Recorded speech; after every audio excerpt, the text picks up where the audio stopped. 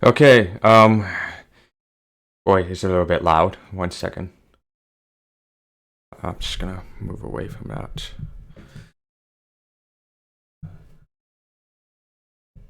This is okay. I guess, we'll talk it like this way. Let me know if there's anything happening with the mic is a bit too, distorted or something a bit too close to it. Anyway, welcome. For more of the FGO, and this have released for the Atlantis Lostbelt 5. Let's just say Lostbelt 5 Atlantis. And I accidentally just started for the for that at the moment, and it just got some bit of a just like got right into the cutscenes at this moment, but hopefully it's not too late for that. Anyway, I'm trying to adjust this mic. Hopefully this looks okay like that.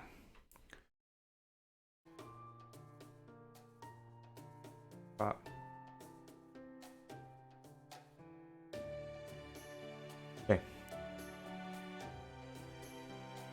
Good morning, Senpai. Is your formal dress all ready to go? I know it's been a long 2 weeks since we got back from the Indian Lostbelt, but today, they're finally supposed to finish making modifications to the Shadow Border and complete construction of the new Nautilus that has the Shadow Border at its core. I can't wait to see what it looks like once they let us back into the dock at 9 o'clock a.m. I remember Captain was very particular about having us, quote, wake up at the crack of dawn and remain on standby until further notice. Which just makes me that much more curious. Testing. Everything good with this mic? Hey guys, can you hear me? Are my dulcet tones carrying clearly to your waiting ears? Okay. Are my dulcet tones carrying clearly to your waiting ears?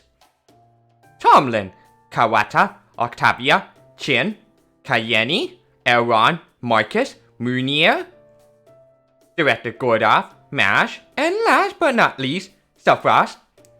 As the 11 staff members of Novum Chaldea, your patience has been much appreciated. Now come on down to the dock and meet our brand new ship. That's right, it's time for the launch ceremony for Captain Nemo's Nautilus.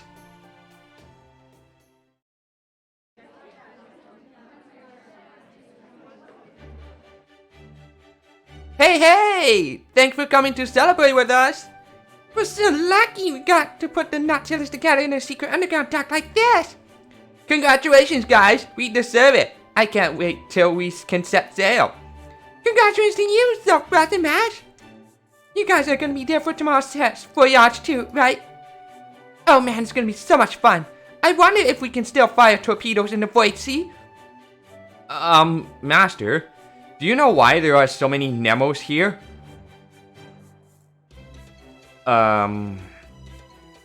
It's a whole series of Nemos.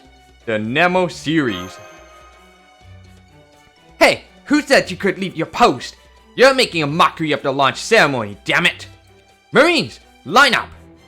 Ah, look out, guys! Captain's all mad! Come on, let's all line up! That's more like it. Now, roll call! Nemo Marine, reporting for duty. I'm in charge of the deck, and I want you to requisition me a new mop.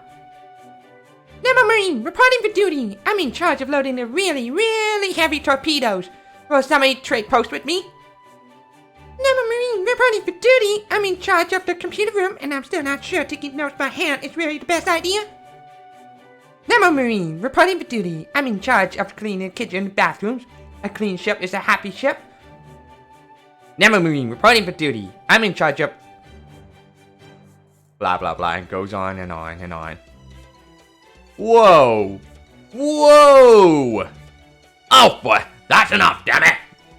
I was a bit overwhelmed with all the new information, even before this parade of identical faces. What is the meaning of this, Captain?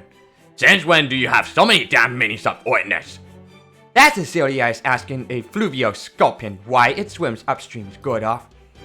The Marines are clones or instances of me who specialize in different operations.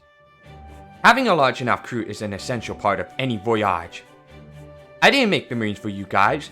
I made them solely to help with the ship, and the ship is where they'll stay. You could say they're animated metaphors for my mental support structure. They're fully autonomous possible alternate versions of me who... Thank you, Captain. I will take it from here. You have many talents, but explaining things is clearly not one of them. You see, the ability Captain is using to make these clones belongs to neither Nemo the Herald Spirit, nor to Triton the Divine Spirit. Those of us at the Atlas Institute use a technique called memory partition as part of our basic thought processes. So I gave Captain the ability to use it when I formed a contract with him. Essentially, it lets you, well, partition your brain so that you can have multiple selves processing different things simultaneously. In Captain's case, that resulted in him gaining the ability to create multiple physical selves that all act with complete autonomy. In other words, all the work pertaining to running a ship that Captain Nemo has been doing by himself to date. Or perhaps, more accurately, all the work he had been wishing to do but was thus far unable to carry out due to the lack of personnel, is now being carried out by all these other Nemos, thanks to the evolution he independently achieved. Then they don't all just look like Nemo, they are all Nemo. Aye aye, sir! Though of course, we all have to do whatever the captain tells us to. Though there's going to be lots and lot of Nemos working on board the Nautilus then. Well, the number of Marines will change depending on the circumstances. Also, the Marines aren't the only other Nemos in my Nemo series. I'll introduce you to them properly when the time is right. But for now, there's Nemo Professor whose job is to analyze situations, come up with plans, and conduct scientific research. Next, there's Nemo Baker, the cook who'll be in charge of preparing everyone's meals. All these roles are important, of course, but hers stands out in particular. Then there's Nemo's engineer who's so cantankerous you'll never believe she was me. She'll just as soon throw a wrench at you as look at you. Those, along with the Marines, are the crew I'll be taking along to run the ship. The only downside is that bringing abroad the new Nautilus means there won't be any room for a bakery. So I won't be calling Baker. No Baker? Aw man, that's a real shame. Still, it's looking more and more like a real submarine, isn't it? When are you gonna take it out for a test dive, Captain? Oh, I'd like to do that no later than tomorrow. We'll need to cross an ocean from the Age of Gods in this next Lostbelt. So I have to make sure everything is ship-shape, figuratively speaking. However, the only ones who will be coming with me are Mash and Soapfrost. The rest of you will be staying here. What? Why? We have our reason, Mooney. Sorry, it just wasn't in the cards this time. While Captain, Mash, and Soapfrost are out there testing Nautilus, the rest have our work cut off for us getting ready to infiltrate the Atlantic Lostbelt. Developing the ultra long-range lens, doubling and tripling Nautilus defensive systems. Reinforcing Soapfrost's mystic codes, fine-tuning Mash or Tanax. Basically, Moonier, we all have an absolute ton of things to do here. We just don't have the time to spare for you to be wasting your magecraft expertise on a submarine test dive. Damn it! Of all the rotten luck! If I had known it was gonna hold me back like this one day, I would have sold my magical crest and gotten out of the magecraft game long ago. Ha ha ha ha ha ha! That's the boldest statement I've heard in a long time. But in case you need a reminder, if you weren't a mage, you would never have been hired at Chaldea in the first place. So how about you just resign yourself to helping the technical advisor like a good little lackey, and let me take responsibility for what is sure to be a delightful Nautilus test. You sure, Gordy? You do know they're going for a test dive in the Void Sea, not the Wandering Sea, right? Yes. As I was saying, I will let Soapfrost handle it, as I have a lot of, directing work I need to do myself. Yes, quite a lot indeed. Then it's settled. This afternoon, I'll be holding a class to explain all about the Nautilus equipment and facilities, as well as what to do in case of emergency. Then tomorrow, Soapfrost, Mash, and Captain will take it out for a test dive. While they're off doing that, the rest of us will be getting things ready here at the Wandering Sea for our infiltration of the Atlantic Lostbelt. It'll probably take around 7 days to wrap everything up, so this could be your last chance to relax on standby for a while. Make sure you're all well rested so that you can give your best for what's to come. Right.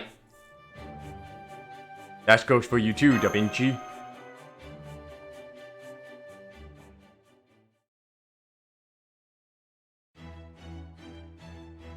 Alright, 5.2. 5-2, alright.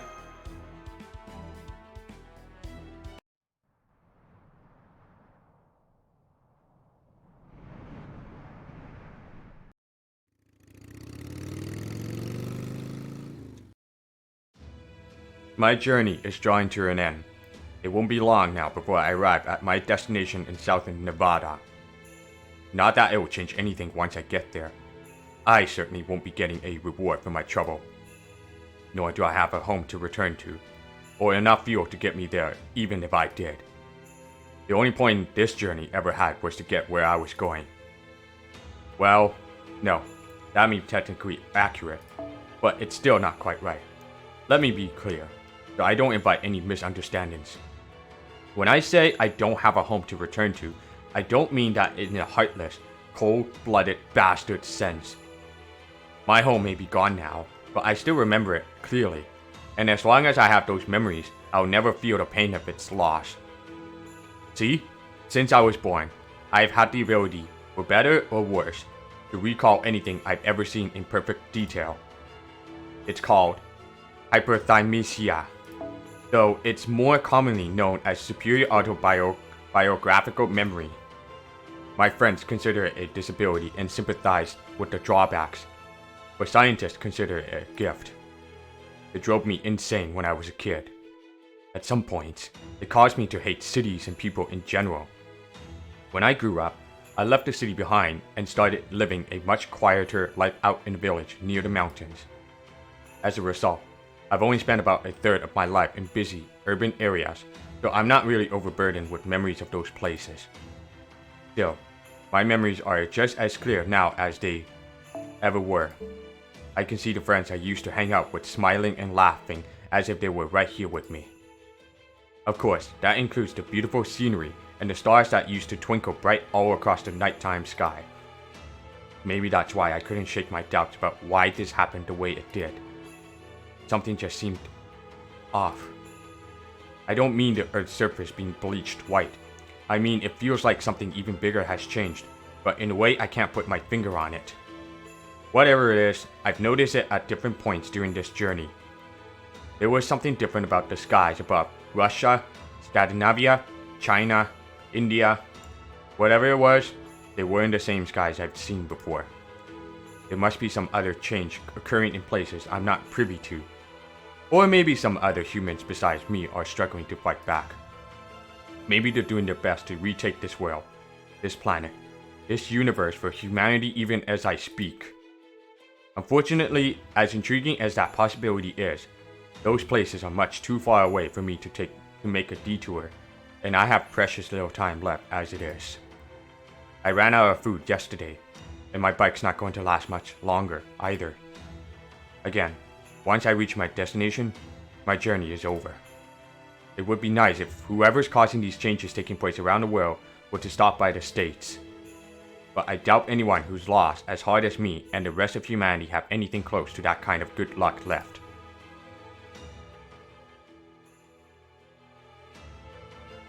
What a strange feeling.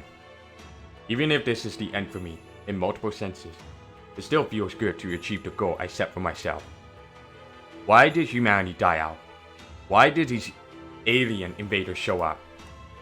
Why did they conquer us by bleaching the earth white? My heart is racing at the prospect of possibly uncovering the answers to these and all the other mysteries. I arrived at the US Air Force Base once known as Area 51. It's the one place, the only part of the texture on the entire planet that managed to evade the bleaching. The sheer secrecy surrounding this place led to all sorts of rumors about high-tech experiments and training being conducted here. But you never know that looking at it now. Not only are there no survivors here, there's not so much as a single piece of cutting-edge equipment. Any seaplanes and armored tanks that may have been here before are long gone. And since there's no power, I doubt I'll be able to stock up on food or water either. On the plus side, the buildings are mostly untouched, so at least I shouldn't have to go sifting through rubble.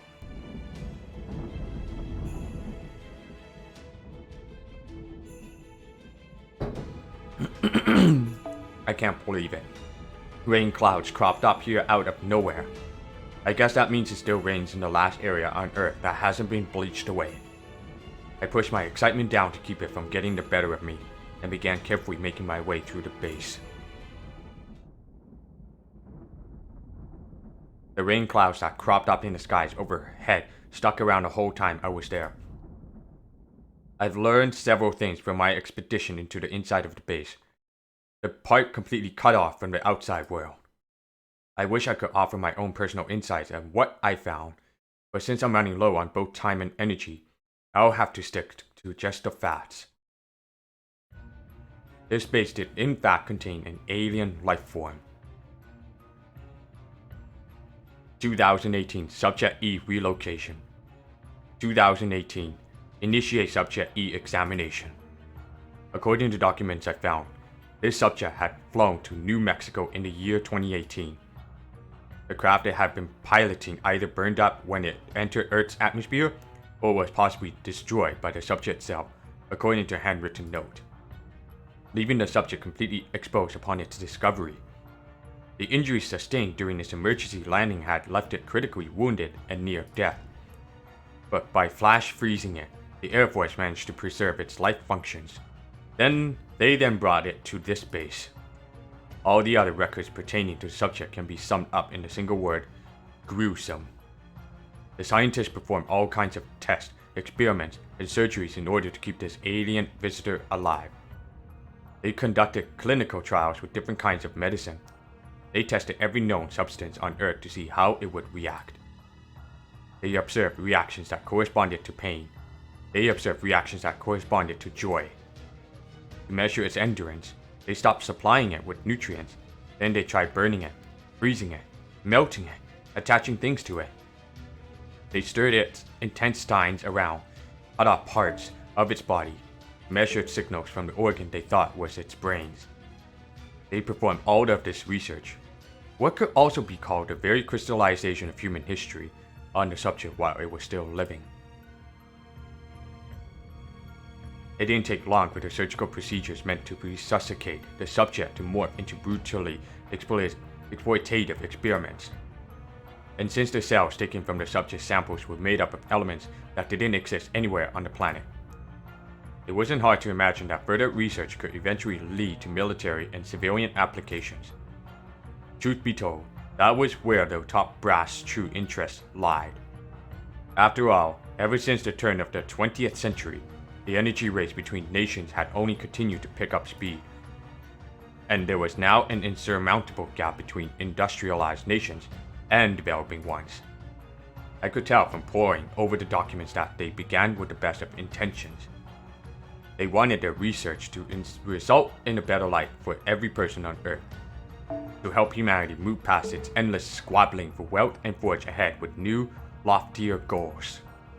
However, Area 51's researchers didn't see things the same way. With every experiment they ran, they became more and more certain that the subject was emitting a constant, unknown signal. It was calling for help. So they thought, if they kept running experiments on it, if they kept inflicting greater levels of pain on it, even more potential test subjects were bound to show up. That's why this all happened. This wasn't a natural disaster, it was a man-made one. But is that truly the reason? I finally know why those trees came here. Now, I just have to confirm one last thing. Was this the true cause? Was there really a Subject E here at this base? I have to see it for myself. And I have to do it before I die of malnutrition.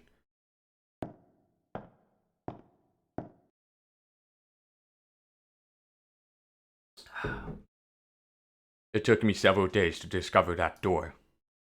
E-reference room, a secret area that had been built even further underneath the base underground structure. I managed to open the door and make my way inside a sealed-off passageway. I can already tell there's something here. This is it. This is where I'll find the answers I've been seeking. There's just something different about the air in this passageway that makes that all too clear. My instruments aren't picking up any unusual, even though the passageway itself is like something from another world, entirely removed from what we think of as reality. I know this passageway is made out of iron and steel, but it feels like I'm walking on pulsating jelly. I make my way across the simultaneously hard, soft, warm, cold floor, one careful step at a time. My body temperature is dropping like a stone.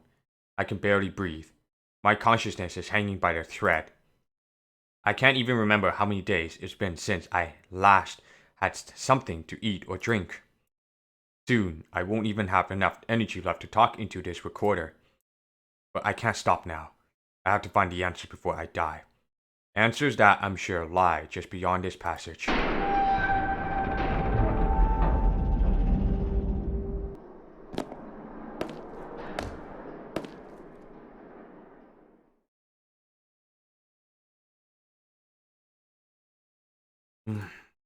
The only sound that escaped my lips was a quiet gasp of shock.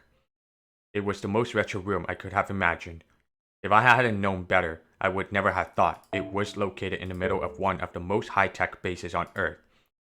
And yet, there it was atop the exam table. A bizarre thing that resembled nothing so much as a dead tree. Hey there. Hey there. It's about time you showed up, Blue Book. Oof!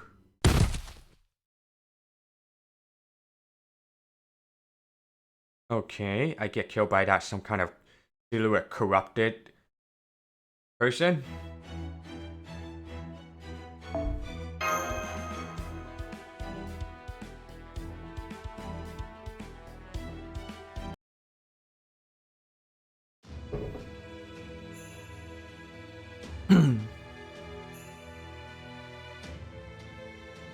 That's all I've got to report. Any other questions? This isn't like you, Pepe. Didn't you always used to tell us we should act our cheeriest when we've lost? Unless, of course, you don't consider the Indian Lostbelt disappearing a loss at all. My, I see that at least your sharp tongue has managed a full recovery, Kadok. Alrighty then, let me rephrase. Not only did I get in the fight with my Lostbelt king, my very own servant washed his hands of me. And I had to run all the way here with my tail between my legs after Chaldea, our sworn enemy, saved my life. I'm clearly the best crypter. But at least the roasted bananas were super yummy. Never mind, I take it back. You're just as chewy as ever. Now shut up already, will ya? Now that's our Pepperoncino. Besides, still too soon to declare yourself a loser. Knowing you must have really gotten into their good graces, right?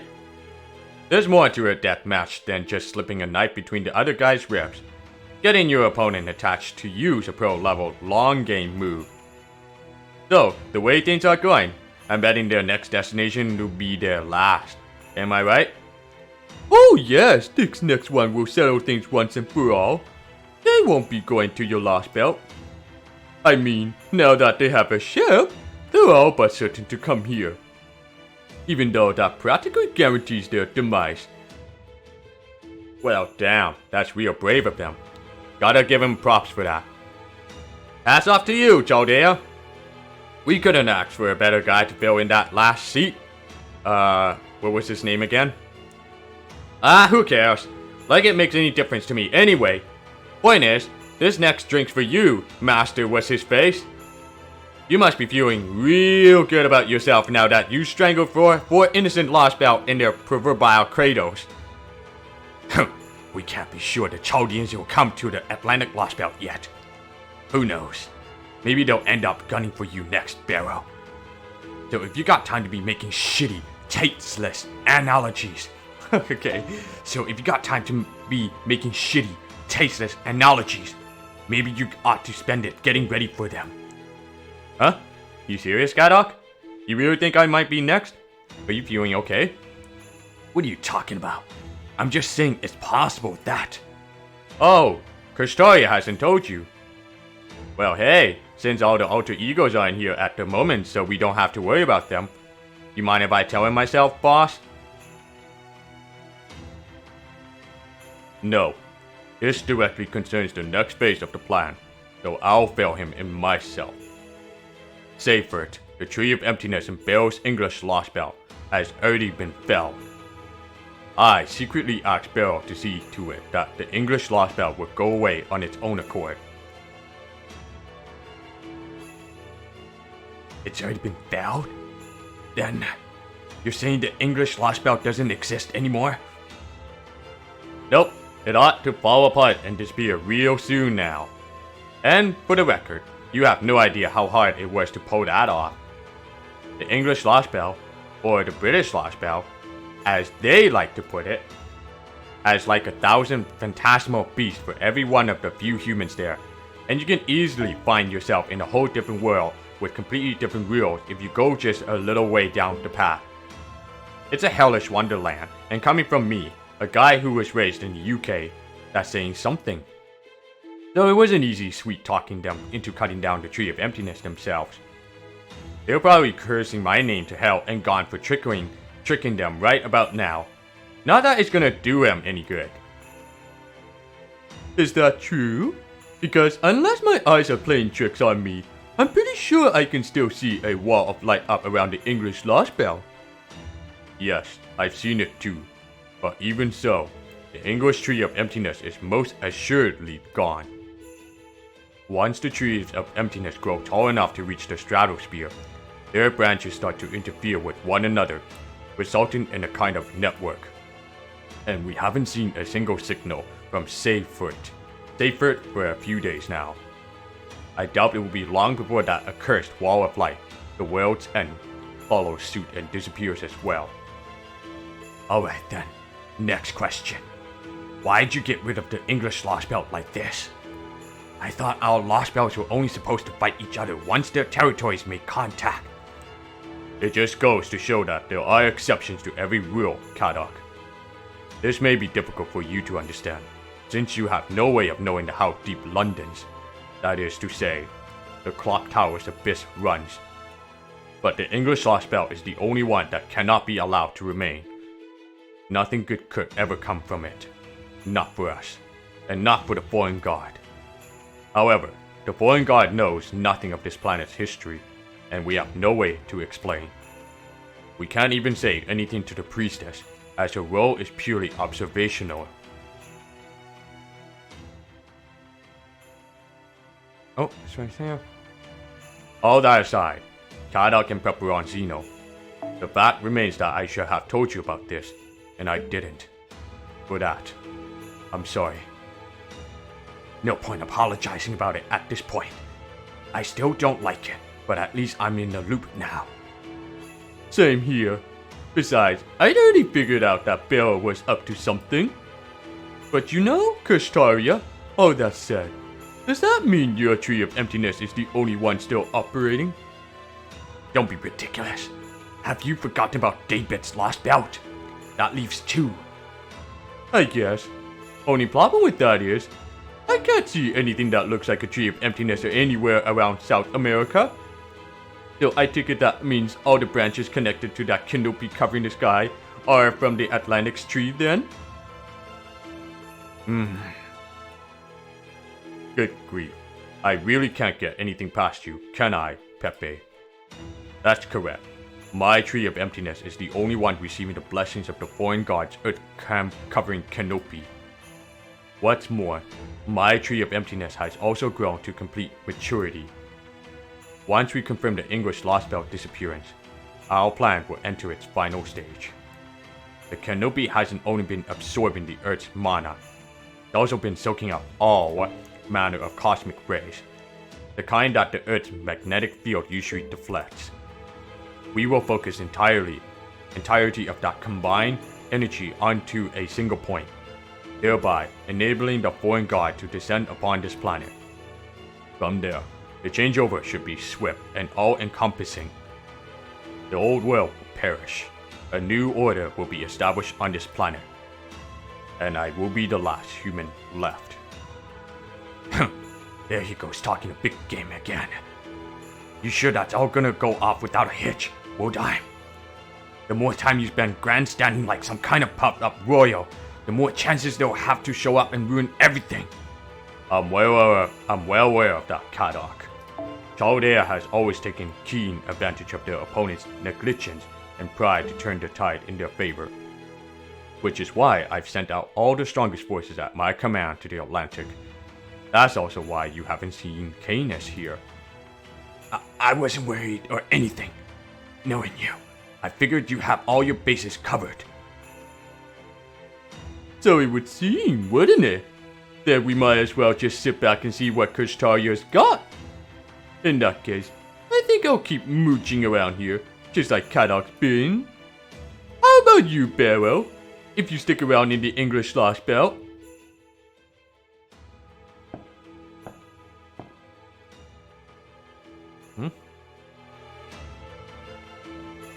Hey, you don't gotta tell me. If I'd stuck around there, it'd just be a matter of time before they came from my head. Barrow, when did you... My, so you already long since flown the coop. I should have figured you knew exactly what you were doing. Right? But seriously, I was downright terrified out there. I was all like, I can't hit this crazy island anymore. I'm getting out of here while I still can. Then I jumped off the cliff into the ocean and had Canis come pick me up. Oh, and get a load of this. You guys will never believe what I went through over there. See, that Lostbelt was home to a princess who knew nothing, and I do mean nothing, about the ways of the world, so I figured I could take advantage of her in all sorts of ways if I got in her good graces. But she had her head up in the fairy tale land way more than I could imagine. I mean, clingy. Even when she's found out I was a human spy, she didn't bat a damn eye. She just snuggled right up against me saying things like, I would follow you into the bowels of hell itself. I mean, how stupid can you get? She knew I'd ruin her whole damn nation and she didn't even care. How am I supposed to deal with that? It's beyond ridiculous. Take it from me, Kadok. Don't go putting the moves on royalty unless you're sure you know what you're doing. Piss off. Don't you pull that big brother shit on me now. Besides, I'm never putting any moves on royalty again. Wait, again? Did you just say again, Kadok? Had some experiences with royalty then, have we? Ooh, I can tell this is going to be the best news I've heard in forever. Tell me everything. Don't spare a single juicy detail. Forget it. There's nothing to tell. If you don't have anything useful to say, then keep your mouth shut for once. Hey now, you can't expect us not to care about something like this, right? I mean, it's not like romantic escapades are a regular thing for you. Come on, Peperoncino. This calls for a change in venue. Hell, we could even get Konyanskaya in on this. Ooh, I'm so in! Right now, I don't care what it might cost to coax some juicy secret tidbits out of Konyanskaya. Fine, go ahead and drink yourself, silly. I'm going back to my room.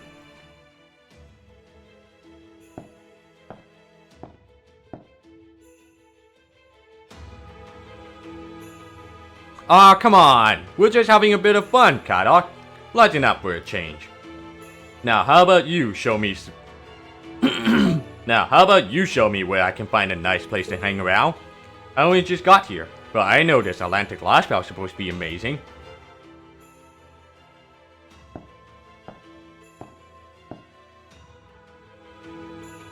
If that's an indication, we shouldn't have to worry about Barrow for a while. Though I do hope the scent of blood will eventually wash off him. Anyway, let me know if anything changes, Wodime. I might not be too useful, but I'm sure there's still something I could do to help out.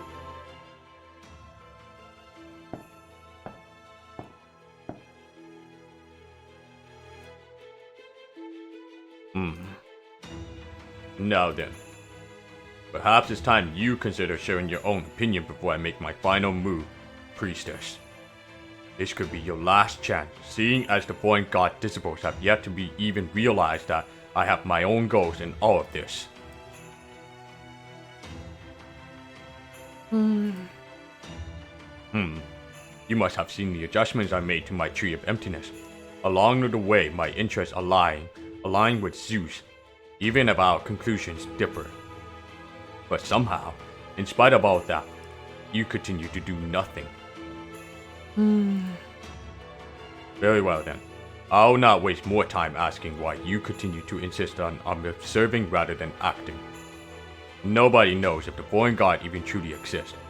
Not even disciples have ever seen them. No, the fact is, not even they have any means of determining what the foreign god's true intentions may be. The foreign god is truly a god of emptiness. I cannot, in good conscience, leave mankind's fate to such a being. I will eliminate Chaldea, watch over Zeus until he passes, and establish the Tree of Emptiness as reality. They'll continue to stay back and observe, void shaped up like a priestess. Nobody else is left. I alone shall realize the future you failed to create.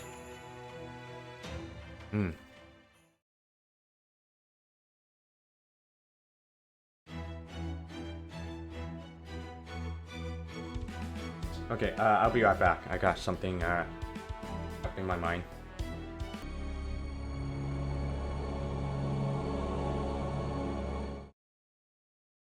Okay, sorry about that. Just had a bit of a phone call and someone's at the door. Something like that. Agreed to stuff. Anyway, let's get back to it. 5-4.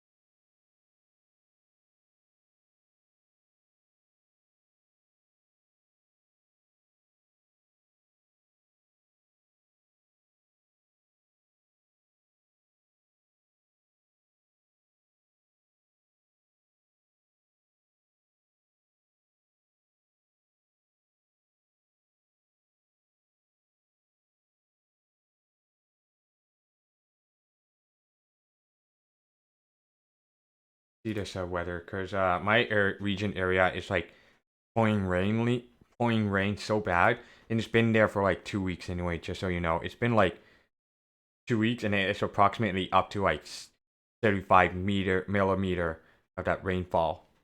And I'm just a little worried that my streaming setup that the flood level could be reaching into my lower level floor that where my streaming setup is. So I'm probably gonna have to relocate it somewhere to be safe and stuff like that until once that rainfall is over and stuff. But I don't think it's not gonna happen like that. I'm just okay. Anyway, 5 days later, 5 days after the Nautilus test dive. I see you all here ahead of the operation start time. Very good. Master Soapbox, servants, mash kill it. As of this moment, Chaldea will assume its first battle station, and I don't want to hear any whining about how we're starting the operation 2 days ahead of schedule. Captain reported that Nautilus test dive in void space concluded safely. So I trust you're all prepared for the genuine article then?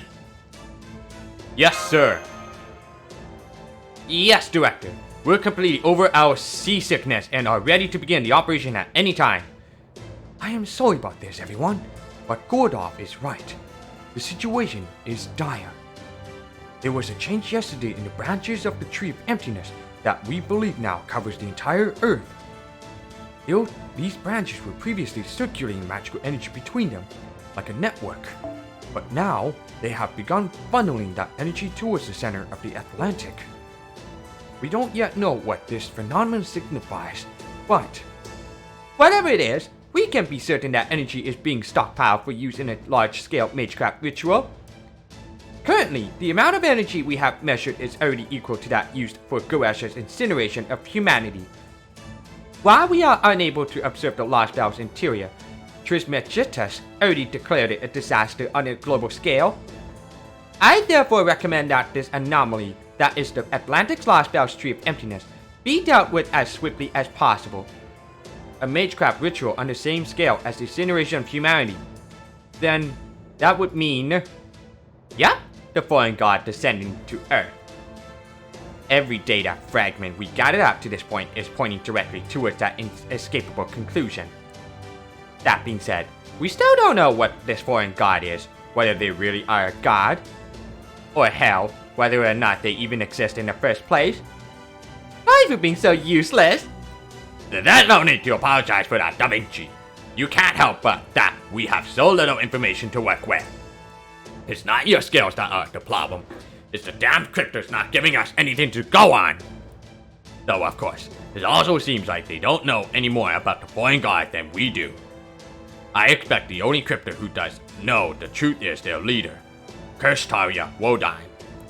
Not to worry. I expect that too will be made quite clear over the course of this operation. Both the English Lostbelt and the South American Lostbelt currently appear to be stagnant, with neither showing any further signs of expanding their territory. Therefore, as we have previously discussed, Chaldea will be directing all of our resources towards eliminating the Atlantic Lostbelt. And now, our preparations for that operation are complete. The Nautilus have been equipped with an ultra-long-range lens capable of observing outer space, and a record-breaking magecraft barrier from all of human history. The Shadow Border has been overhauled to such a significant degree that it could almost be called a wholly new machine. Both the Nautilus and the Border have been outfitted with identical functionality in the unlikely event that one of them is scuttled. And Miss Culet's round table has been infused with enough magical energy to summon a number of servants on site. My only regret is that we weren't able to finish an Orthodox replacement unit before circumstances forced our hand. Oh, do not worry about that. I will continue to work on this design myself. There should already be enough materials for the reconstruction on board the Border.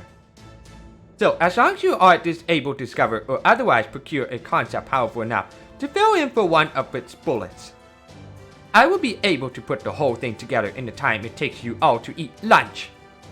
Right, both my ultra long-range sniper training and the Orthodox transformation sequence have been cleared for action.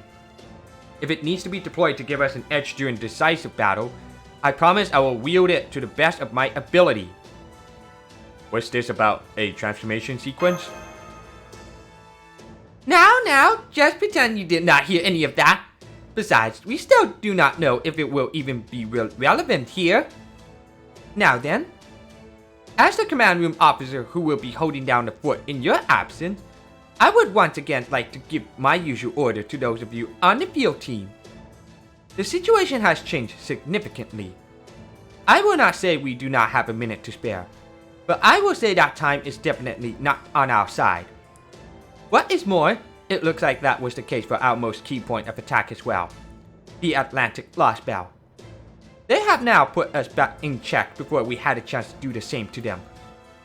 This is probably going to be longer than any battle you have fought to date, both in terms of number of enemies and the path you will need to take to reach your destination. Even a zero sail can only take you to the Lostbelt's outer edge, which in this case means there will be more distance between you and the Tree of Emptiness than ever before.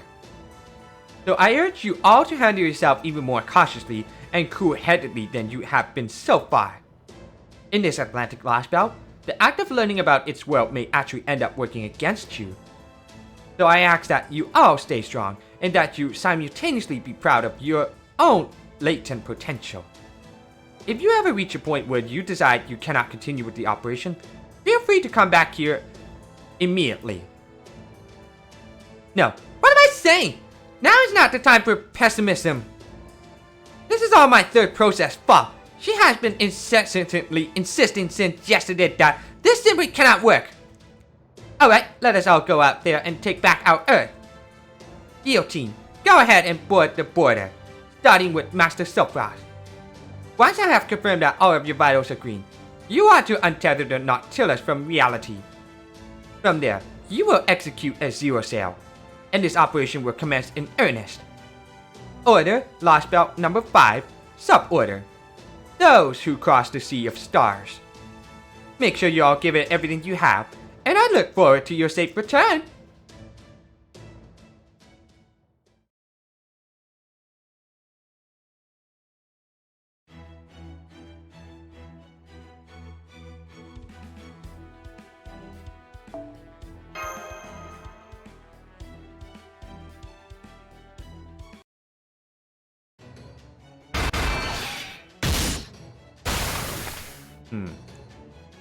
It looks like this is as far as I go. I'm sorry to Eon. Oh no. Sanson. Sanson! Grr! Ha! Come on, Eon, don't let up for a moment, and don't worry about what might happen later. This is the only chance you've got. It bounced off. I can't believe how tough this armor is. Grr! He's not even using his Noble Phantasm. Noble Phantasm, Bleu de Lis!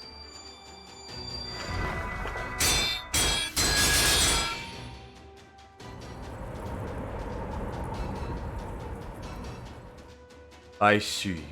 A series of strikes made in tandem with the lily-based illusion. It didn't even scratch him. What a joke. It's over. Proper human history. We've destroyed every last one of your nest. It's not over yet. This started long ago, and it ended long ago. Ah, you mean them? The Olympus alter ego will deal with them. Did you think this would all be over once they arrived? There is no path forward for you. Any future you may have had is gone. You can submit to us and live, or oppose us and die. Which will it be? Proper human history. We will never submit! I see. Then death it is. Ooh. Damn! Friggin' chopped their head off. Yeesh. We found a ley line, sir! Good. This is the last one. Once we have used it to summon the servant, causing it to go dormant, we will destroy it completely. Our enemy should have known better than to give us time to prepare for their arrival. Now, we will ensure they have no chance whatsoever of defeating us. Without a catalyst, the only sort of heroic spirit that can be summoned here will be one drawn to this place by sheer coincidence. But make sure you stand back all the same. We may end up summoning a berserker, after all. Yes, sir! Hear me now. In the name of our great Demiurge, come forth from the circle of binding, guardian of the scales. Come forth and dedicate your life to Olympus, to this land brimming with the breath of the gods.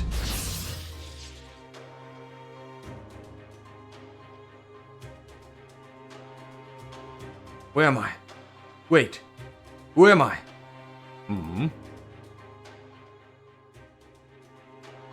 Are you my master? Yes, I am. From here on, you will dedicate your body, your life, and your skills to Olympus, down to your very last drop of blood.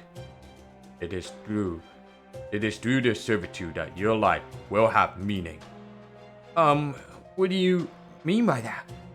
If this is beyond your comprehension, then your only task is to die. The steely man spoke quietly, but his words carried an unmistakable fury. Huh? Yes, master. My life is yours to command. The servant kneeled low, bowing their head before their new master. It was then that the man lost interest. All that mattered to him was that the servant was not an enemy. For his thoughts were already focused on the true enemy that lay before him. Chaldea, the invaders who would see our world destroyed. I will never let you reach Olympus. It is here in Atlantis that you will meet your end. None of you will escape. None of you will survive. I will slaughter you all where you stand. Prepare for the battle.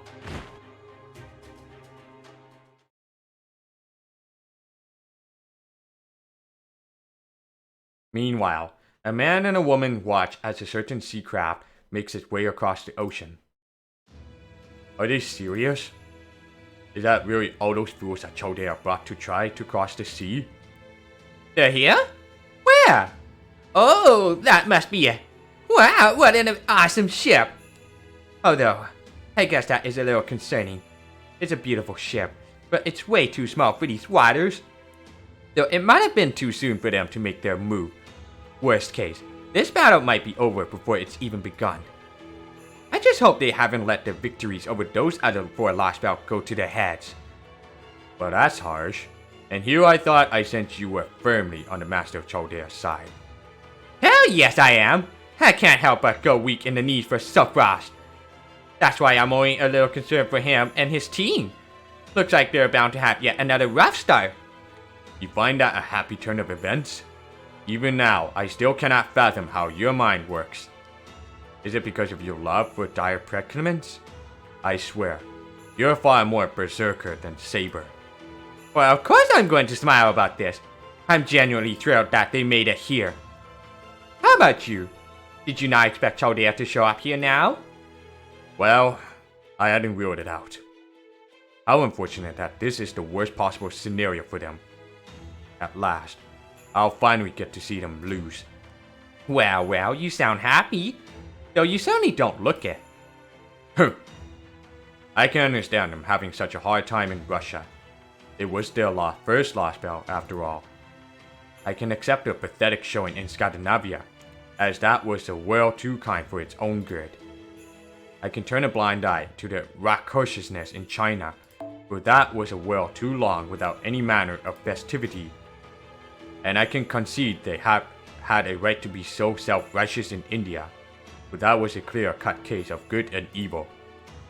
No doubt it is owing to these experiences that the Chaldeans are likely thinking something along the lines of, the Atlantic Lostbelt may be a threat, but there must still be a way to overcome it. But they would be wrong. There is no problem here that needs to be solved. None. This Lostbelt is already perfected and is actively moving ahead to the stage beyond proper human history. The Chaldeans shouldn't have come here with the intention of defeating this Lostbelt, and they especially shouldn't be trying to learn more about it. What are you trying to say? I am saying that coming to this Lostbelt with any intention other than its complete and utter annihilation is a terrible mistake. I can only hope they realize the error of their ways before they're completely wiped out. Alternatively, well, no matter. I have my own work to do. How about you? If you like, I could take you to their ship right now. Oh, no thanks. I'm good. I'm just gonna go ahead and wait for them at the enemy's main base. Did I misspeak? I thought I was clear that as the Chaldeans are going about this now, they're all going to end up dead. Oh no, I understood you. I just don't agree. Sure, they might suffer a horrific defeat and end up losing everything, but there'll still be enough of them left to fight back. So in the meantime, I'm going to do what I'm best suited for, so that I can be ready to pass the torch to them once they finally, diligently make their way to the goal. I see. Then you can also see how this is going to end, albeit in your own way. Very well then, go on ahead to Olympus. If nothing else, the Chaldeans should make an excellent decoy. Right? The gods can't tear their eyes away from them. So, on that note, guess this is goodbye, Chaldean. If I run into you again there. You won't. This is the last time we will ever meet. My eyes see no further trace of you once we go our separate ways here. Well, at least that ought to keep things nice and simple then. Hey, do me a favor and tell them I'll be waiting for them up ahead, okay? Thanks! That fool. As if I would ever pass along such a message. That aside, I never would have thought she would make the trek to Olympus via consecutive drifting. She truly is her own personal race ship device. Unfortunately, Chaldea, the same cannot be said of the rest of you. The insurmountable iron wall that is the fleet of Olympus will rain shots down upon you like a meteor shower before you can even see them coming. And even if you somehow manage to get past that, you will then need to face the nihilist, god of the sea. Do you truly understand your position here, Frost? You have no time to spare to learn about this Lostbelt. The moment you attempt to do so, or to get to know its cryptor, will be the moment your journey comes to an end. Your incorrigibility has helped you prevail thus far, but you can't count on it forever.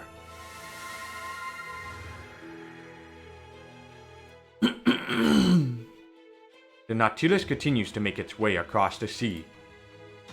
After confronting, overcoming, and emerging triumphant against 4 Lostbelts, its crew prepares to face the 5th, and most formidable of all.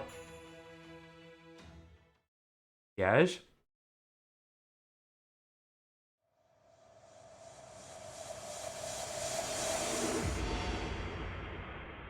Ancient ocean dreadnought gods Atlantis day to bring down guards.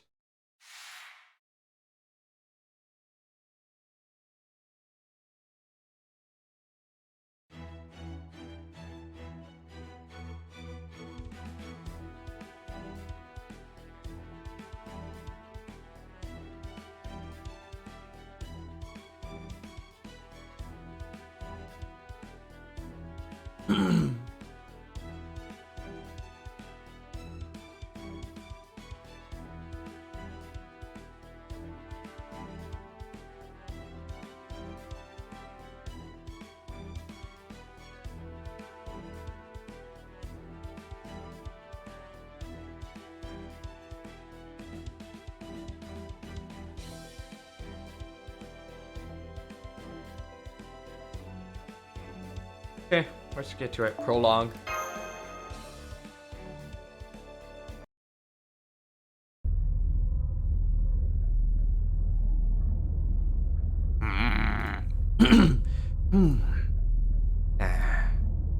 Damn, you could cut the tension in here with a knife. This is finally it, Master. Yeah. Come now, what's with the long faces? Given how obviously weak and pathetic the 6th and 7th Lostbelts appear to be, this is shaping up to be our decisive battle. That's exactly it, Chops. Come on, this tension's been making your spinster tighten up just as much as ours, right? Heh, that's right there shows just how little you actually know about the world of Magecraft, Kidney Pie. I'll have you know the tension I'm experiencing right now is nothing like all of yours. No, I am genuinely freaking out here, and I'll thank you not to lump me in with your everyday ordinary nerves. As far as mages go, Haddocks and Lupus was the bottom of the barrel. Every aspect of the boy, from his skill to his lineage to resolve, was truly, genuinely substandard. Ophelia Farmer Salone's mystic's eye may have been menacing, but she was still just a girl with no killer instinct. Akuda Hinako was. Well, her very existence may have been cheating the system, but she was never actually a mage. I would put her in the same category as any extremely dangerous wild animal. As for Paparoncino, on second thought, he's so slippery I don't even know how I would go about evaluating him. So let's just say he's the exception to the rule. My point is, Historia is on an entirely different level than the other cryptors. There is simply no comparison. Oh, does that mean you met him before? Perhaps at the Mages Association? Oh, please. Well, technically, I suppose we do both come from equally distinguished families. But never mind that. Listen, the clock tower is where the true geniuses come to gather. There, even mages with talents well beyond average are considered to be strictly ordinary. As such, simply being able to stand out there marks you as someone capable of changing the very well. Kristaria Woldheim has been acclaimed as one of the brightest stars by the elite aristocrats of the Bartholomew faction, as well as the Democrats of the Trambilio faction, and even the staunch neutralists of the Mulats Melastia faction alike. Despite their differences, they all had equally high hopes that he would be the one to rebuild this world's deteriorating foundation of magecraft. They even thought he might have gone on to found the 13th Department of Study at the Clock Tower if he hadn't decided to join Chaldea. Really? I had no idea Kushtaria was so highly regarded in London. And yet, you never met him yourself, huh, Gordy? Of course not. I was always just cautious about who I reached out to there, after all. And Kushtaria received no end of support from all the other successors to nobility, young men who were obligated to carry on their family names. You see, anyone from the mage family, no matter how prestigious, would never dare disobey their father. From there, their fathers, some of them who are genuine monsters who have been alive for hundreds of years, are the most terrifying beings in existence. And yet, even in the face of these wicked old foxes from the previous era of magecraft, Kushtaria was never afraid to speak his mind openly. My guess is that his confidence stemmed from the sheer superiority of the magical circuits he had, circuits that have helped him go his entire life without ever losing to anyone. He always carried himself as though he were a king, as though he had been chosen by the gods. He was both confident and idealistic, yet distinctly humane despite being both cool-headed and ruthless. He set the top records in all sorts of fields at the Clock Tower, many of which remain unbroken to this day. I still remember feeling keenly aware of how talent and charisma are something you either born with, or you earn while peering over at him from behind a convenient pillar. Oh yeah, I could see Tubbo doing that. I bet he was tearing at a handkerchief and glaring at him. The director is right. Kushtaria was a bona fide genius who excelled at absolutely everything. It's true, my grown-up self has memories along those lines too. And they're telling me that, while I was definitely an unparalleled genius in every human endeavor under the sun, Kushtaria was an indomitable genius when it came to magecraft. But I thought David was a genius. Oh sure, he is too. Just of a different sort. Again, these memories belong to my previous self who interacted with Team A, so I can't fully vouch for them. But I'd say that David's the type who could make the impossible possible, while Kushtaria's the type who could master anything we know can be done. So while it's not like one type is necessarily better than the other, when it comes to being a leader...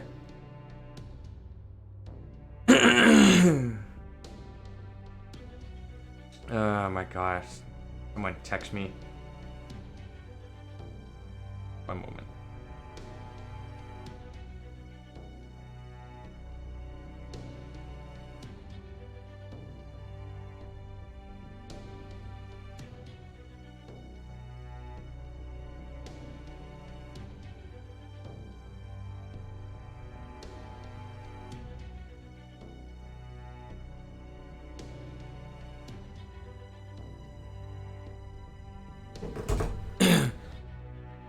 Alright, let's see. Better than the other when it comes to being a leader. I'd have to say being able to put together a foolproof plan like Kushtaria was the way to go. Nonetheless, the fact remains that they are both peerless geniuses. I can't say I relish the thought of opposing either one of them. You can say that again. Maybe if we're lucky, they'll underestimate us and let down their guard. I don't think we can count on that. Kushtaria always gave everything his full effort, even combat simulations. I remember it seemed to me like he had a real aversion, a hatred almost, to settling for anything less than what he wanted. A genius who refuses to take the easy way out. Perhaps this means he was actually just a hard worker. No, I wouldn't say that. According to Chaldea's records, Kushtaria lived a perfectly ordinary life during his time there. If anything, Kadak worked way harder than he did. He spent dozens of hours training for every one of Kushtaria's. Oh? Anyway, that's pretty much all we have to go on. So I think that's enough Kushtaria speculation. We may not know exactly what we're up against, but whatever they throw at us, we'll be ready. We used every last bit of the magical energy resources we've accumulated to get to this point. Now, thanks to Nautilus acting as the Shadow Border's outer layer, crossing the ocean is improved by a walk in the park. Not that this even comes close to what the Nautilus can really do. I understand your disappointment, but I'm afraid the Shadow Border's safety is of paramount importance. Quite so. With these manifold-bounded field spells, the new engine that lets us use magical energy to propel ourselves through the water at high speeds, and our aeronauts fantastism serving as our naval ram, we should even be able to cross bodies of magma if we're so inclined. Of course, the Nautilus and I have seen it all and can handle anything, but I would like to avoid damaging the ship if we can. Hello, this is Scion. I am reading you loud and clear. I make sure you all have as much food and drink as the border can possibly carry. This is, without exaggeration, the best we are able to do at this point. Even if we fail with all of this going for us, I will never be able to look you all in the eyes again. Oh, not to worry. If we do fail here, at least we won't have to concern ourselves with next year's budget.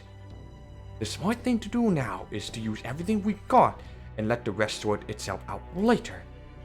Oh, I do hope we can find the ley line and summon more servants soon. As things stand now, we don't have nearly enough in the way of fighting forces. Calm now, Gorda. You know why that is just as well as any of us. Given the battles we fought in the other Lostbelt thus far, summoning servants on site gives us much better odds. Besides, Master Silkfrost can only form temporary contracts with so many servants. I'm afraid you'll just have to keep a stiff upper lip as best you can for now. Okay, we're about to reach the storm wall. It might have been impenetrable for the Shadow Border prior to its upgrade, but now, things are different. Activating Imaginary Aeronauts Phantasm.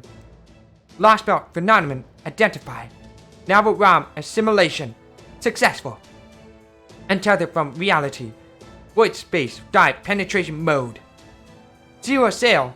Unfurl.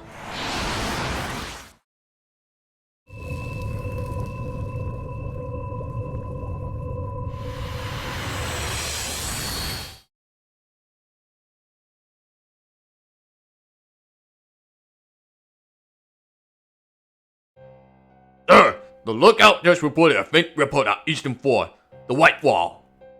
Of course, it could just be an underwater earthquake. Do you really think we would be seeing an oceanic earthquake now? No, it's almost certainly Chaldea. They may be arriving a little later than expected, but the plan otherwise remains the same. Assume they have succeeded at diving through Eastern 4 and train your sights on their most likely emergence point. All hands and ships to battle positions and hurry up with the Lamia deployment. Yes, sir. Listen up. Do not treat these foes as you would typical rogue servants. Servants who have formed a contract with the master are stronger than you think. Do not for a moment think yourselves above them. Let down your guard, and you will find yourselves the hunted rather than the hunters. Yes, sir. Very well then. I leave this in your hands. Blah, blah, blah, blah, blah. Understood. The Echidna production is coming along extremely well. Whoa. Is it possible to manufacture those things? Yes. Well, at least the prototypes.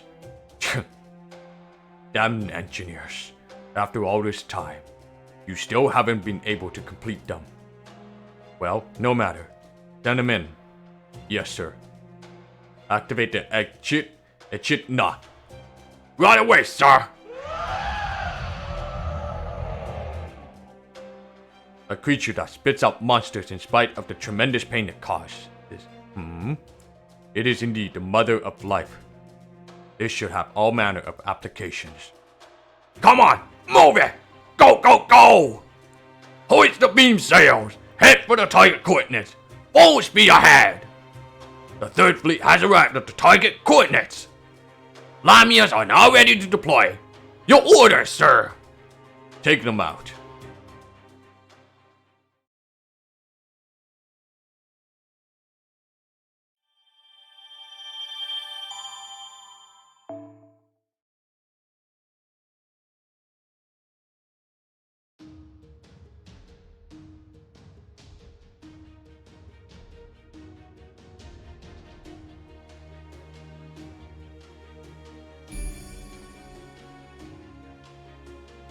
Okay. Quizzes after quizzes. In this quest, you must fulfill certain conditions within a set number of turns, or you will be defeated. Additionally, you will form your party immediately before the battle begins. Okay, yes.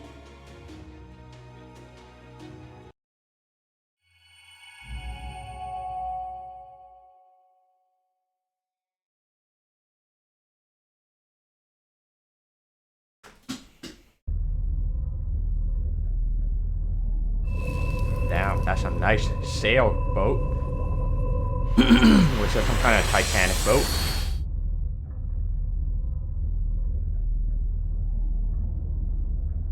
Zero sail complete.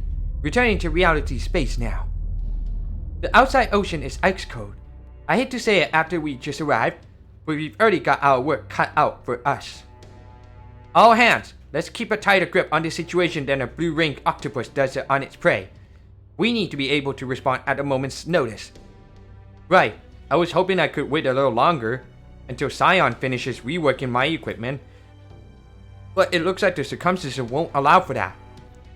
Nope, our future is always just hanging on by a thread. So, we're finally heading for the Atlantic.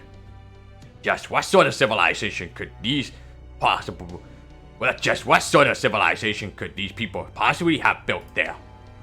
I'm afraid that's all but impossible to say at this point, given the fantastical nature of this world's history.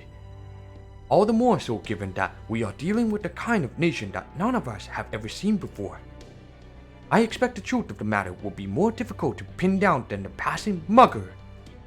However, there is one thing I can say for certain. Greece is home to one of the most famous and influential mythologies in all of the world, the gods of Mount Olympus. It is therefore highly likely that they have had a strong influence on this Lostbelt. Atlantis is currently thriving much more than any other Lostbelt on Earth. You can tell that from the fact that we can observe its tree of emptiness from outside the storm wall, if only just. That means it has grown so large it is now impossible to cover up. It is hard to believe something so imposing could be so empty. I expect a tree like that will put up quite a fight indeed when it is finally time to cut it down. Alright, reality space established. Hull. Stable. We'll start to emerge once we confirm there are no hostiles nearby. Hostile detected. Abort surfacing. Damn it, I can't believe how sharp their eyes are.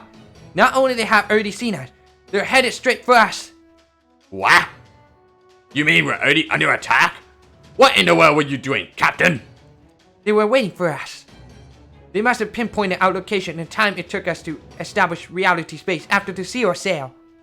What kind of observational equipment are they using? That is like throwing a stone into the ocean and tracking it down using nothing but the sound it made. I know we didn't make so much as a peep. My diving is smoother than the slickest dolphins. The only thing that could have possibility spotted is the faintest of ripples we made them when we entered the Lostbelt. And to do that, they would have had to be continuously observing the entire storm wall without a moment's rest. Never mind how this happened. Just get us out of here. Damn it. Munir, full reverse. Wait, don't take any evasive maneuvers just yet. Pull out the monitor and take a look at the surface. Hurry!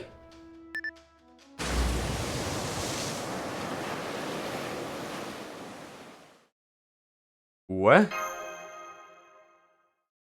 What are those? How awesome! Those ships are using technology beyond anything in our civilization. And a whole fleet at the... What are you doing, Marines? I don't want to listen to Scion prattling on either. But you can just cut her off. Don't blame us, Captain. It's not our fault. Some sort of atmospheric interference has cut off our connection to Nova Chaldea. Uh-oh! I've got a report to make too, Captain. It's not just enemy ships. I'm picking up a servant out there underwater too. The one we really didn't want to run into. Heh, about time you Chaldea cretins got here. Now I'm gonna murder the absolute shit out of you for making me wait all this time. Oh boy. Canis, the Divine Spirit. She's here along with this entire fleet. What are you lot waiting for? Get us the hell out of here now! We don't have any other options. Sure. A transmission. Is it Scion? No, it's not. Attention, enemy vessel from Chaldea. Attention, enemy vessel from Chaldea. Requesting line of communication. Over. A transmission. Does this mean their civilization has advanced to the point that they've developed long-range communications as well? Even the only ones that use magical energy. I'm going to pick it up so fast. Okay, you're on. This is Gordak Muzik, Commander of the Shadow Border, speaking on behalf of Novum Chaldea. I am Odysseus, Commander of the Olympus Defensive Forces. What? I am contacting you with your first and only warning. We have come to kill you. There will be no surrender, no offers of amnesty, and no negotiations. We will not stop until we have confirmed that every last one of you is dead. The pressure's so intense you can't even get a word out. This communication is terminated, as you will be shortly. So, we can't even attempt to talk things out in an effort to maintain the status quo? The situation could not be worse. We'll just have to make an escape. There's no way we can't possibly defeat Canis at sea. Engineer, grab a salt lick. I'm gonna crank the engine as high as it can go. What was that? You wanna have to run that by me again, you cat bastard?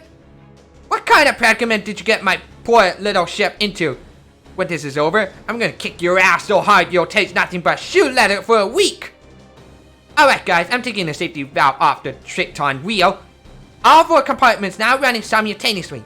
30 seconds until we're at full battle speed.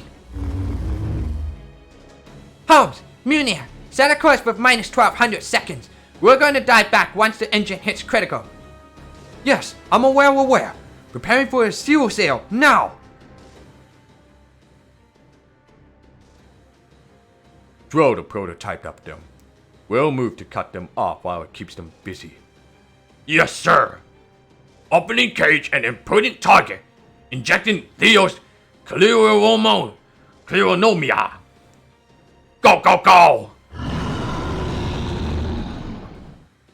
It's still not enough. Canis, you go too. You don't gotta tell me. No way I'm letting them get away. I'm gonna make them all wish they'd never been born. Especially that little runt.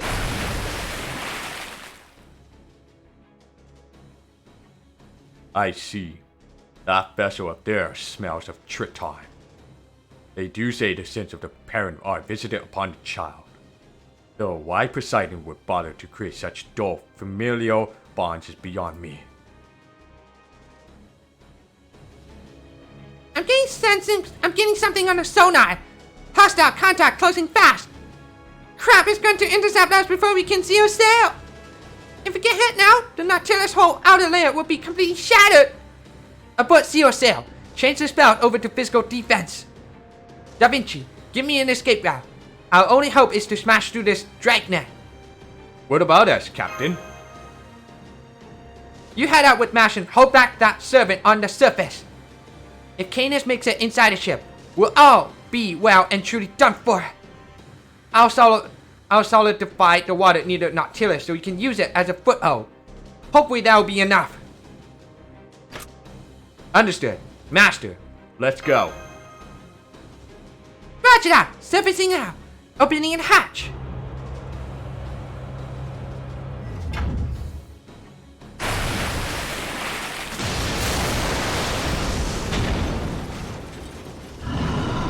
Whoa. What the hell is that? It's a completely new type of enemy. It doesn't match anything in our records. I would normally encourage you to approach it with caution, but I'm afraid we simply don't have the time. Those other ships are making their way here as we speak. If we take too long, they'll have us completely trapped. Right, I'll be as careful as I can. Engaging now. Awaiting your orders, Master.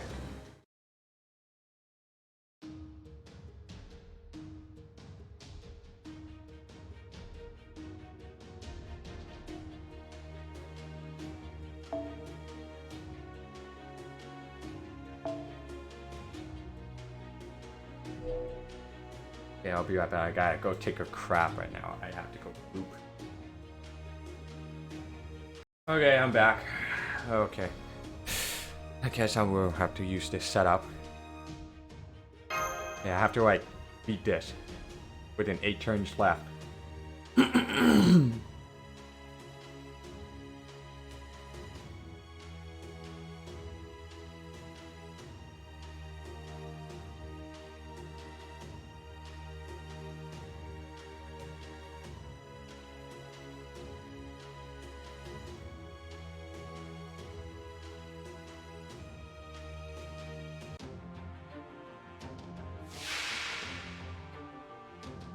夏だからね。戦いも観光も涼やかなものがいい。さて、カウンティングオーバー。リア王の受難、ロミオの悲嘆。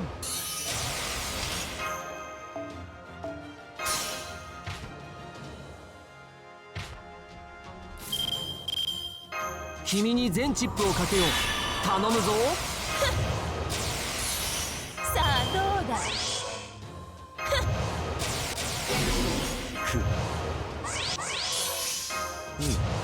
ではどうし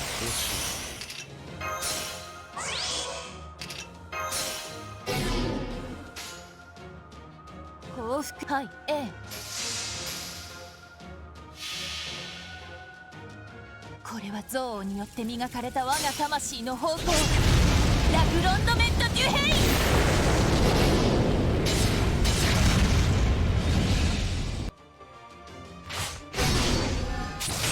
汝の道はすでに途絶えた。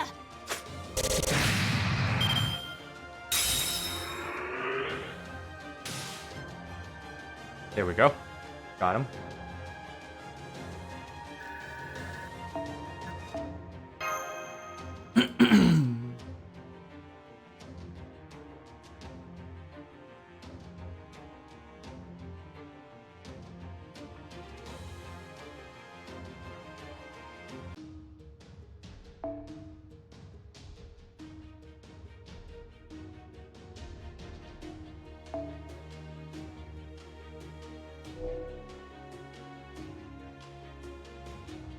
I can give it a try for that one.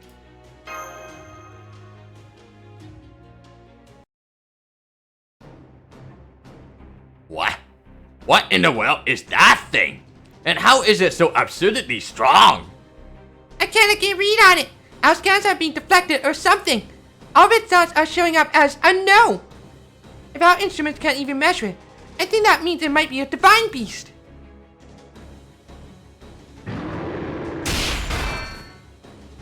Grr. It's too damn strong. I'm going to release my noble phantasm. Get ready, engineer. Are you nuts? Why would you use up our trump card now, you moron? Ah, fine. We're good to go at any time. Do it. And if you die from this, I'm taking over as the lead Nemo. Swapping Great Ram over to impact form. Holmes! I'm on it. Go ahead and give it all you got. Run it through. Great Ram Nautilus.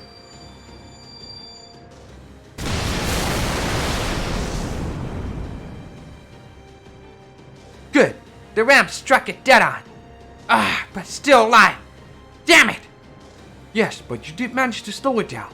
Now's our chance to escape. Both of you, get back here on the double.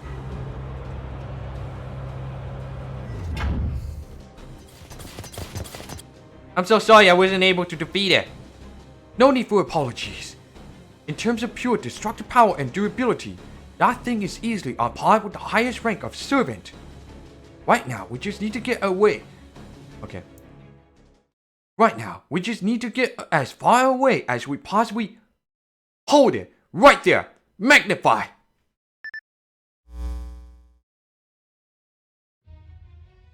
Like a kraken.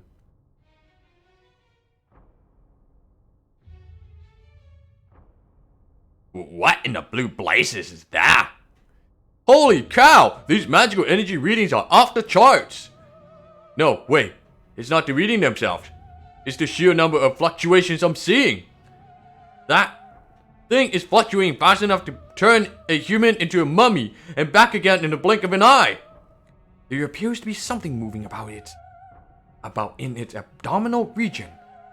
It would appear to be lamias and chimeras, fully grown to boot. You mean it's birthing monsters? What the actual hell? How? What's more, it's doing so at great speed. It would seem we are dealing with the mother of all monsters, in a very literal sense. Now, the monsters' birth are heading our way. Master, let's do this, Mash. Right.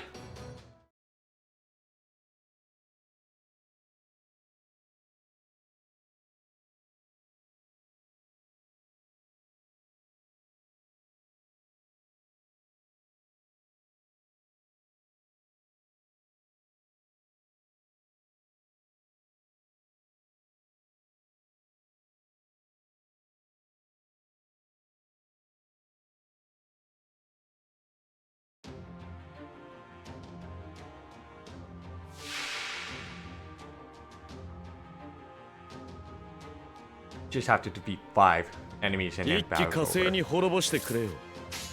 やるぞマスター。見え見えとどめうわっ Oh, you fucker. I hate you.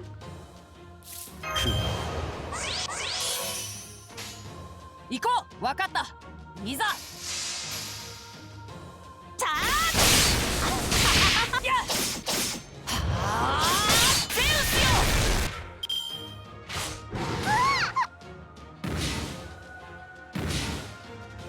Hey, time to get. Oh, I can't. 仰せの行こ楽しくなってきた罠だ。せーはいはい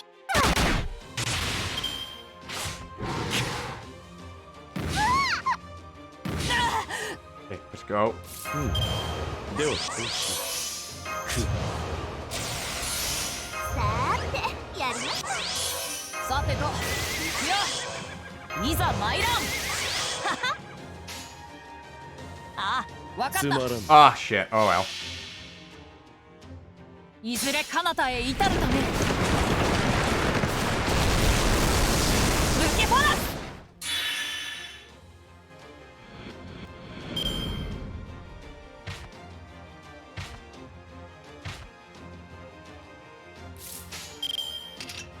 女神へ行こう。任せなさい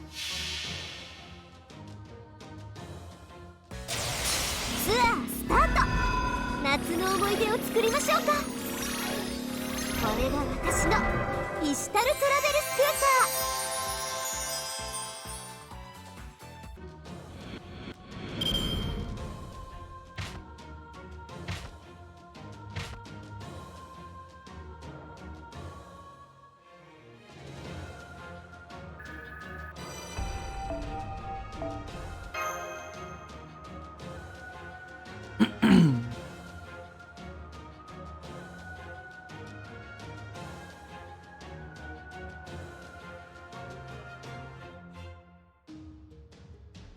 Alright, this one.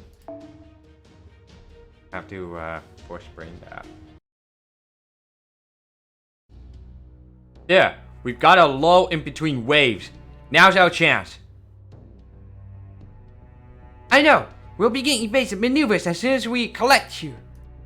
We'll make our way through any creatures we can't avoid with the narrow ramp and anti-submarine net cutters. Forget that, Captain. We've gotta get out of here now before she gets here.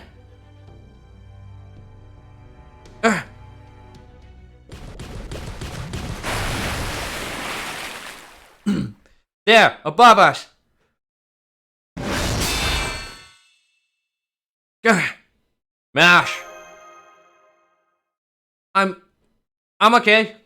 Although, that one blow was so powerful. Who are you? Why do I gotta bother telling you my name now? Besides, we already exchanged pleasantries in Scandinavia. Then again, I'm enjoying that terrified look on your face. So why not? You wanna know who I am? Fine, you got it. My name is Canis, a divine spirit. I am the lightning that tears this shitty ocean apart. I'm also Krishtaria Woldheim's servant and the envoy who's going to end every last one of you. But hey, I'm sorry. I don't mean to be mean. I'm actually real happy that I get to see you lot like this. Between Russia, Scandinavia, China, and India. I figured you would have died way before getting here. Hell, I was so sure of it I'd already put you out of my mind. But then, you showed up like the pack of morons you are, flying by the seat of your pants. Now I know what it feels like to bust a gut laughing. You're gonna be worth destroying just as much as that fake-ass Triton. So hey, take your pick. What'll it be? Skewered alive, or torn limb from limb? Either one's fine by me. Ara wants to hear you scream for mercy.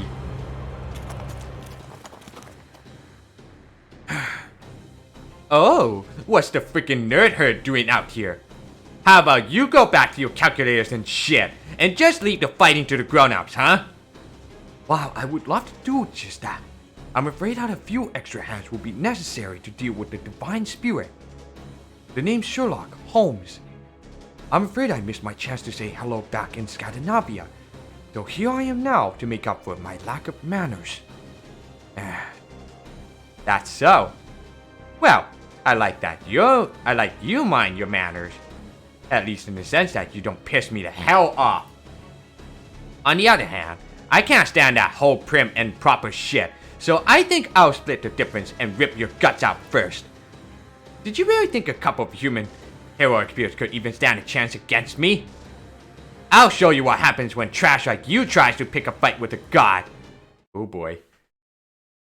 She's being a tomboy.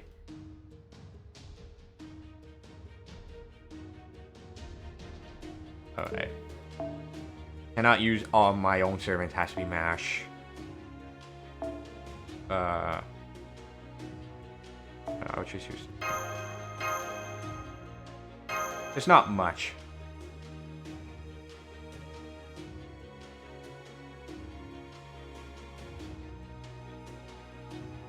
The battle ends after one turn. Just simple.「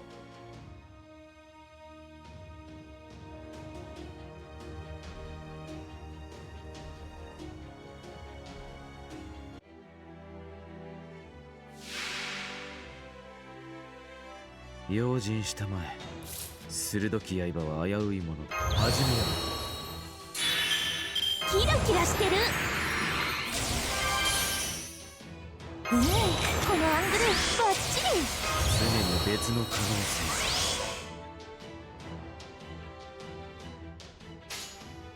オッケー、任せて。そうかい芸術とは輝くものさ。いくよ。ふう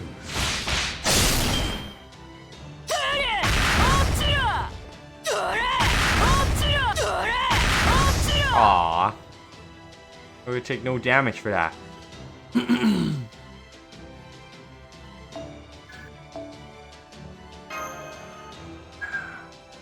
I should have used the more QP, but oh well. Craft essence. Ah! I've had to take a lot of weak-ass noble fantasism to face before, but yours is by far the most irritating. Holmes! None of our attacks worked. Is that due to Canis' noble fantasism? Or perhaps it's a type of authority? Perhaps Captain was right. It may not be possible to so much as scratch Canis at sea. Or rather, on the Greek god's own ocean. Yeah, that's right. I'm immortal when I'm out on this sea. That's just how I'm made. I didn't ask for that though. You can thank that piece of shit Poseidon for it. I would have been fine with just my lightning. Anyway. Time's up. I'll say this for you, scrawny. At least you know how to defend yourself. Alright, I'm gonna pull back. Just like Odysseus' plan. I was looking forward to beating the Master of Chaldea and that fake-ass Triton to death with my bare hands. But not enough to risk my own life. Later, Chaldea. I'll be nice and at least make sure you die a painless death. Canis has retreated? I've got a very bad feeling about this. Return to Nautilus!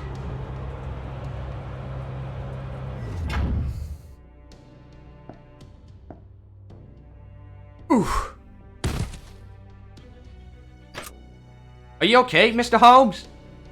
Oh, I'll be alright. I feel at least slightly better than I did after my encounter with Sigurd, after all. And again, I suppose I was only able to handle Canis' spear thanks to my experience against his demonic sword. At any rate, finding a way out of the situation is still our most urgent priority. Let's hurry on to the cockpit. I don't know why Canis fell back, but I sincerely doubt it was to give us time to rest.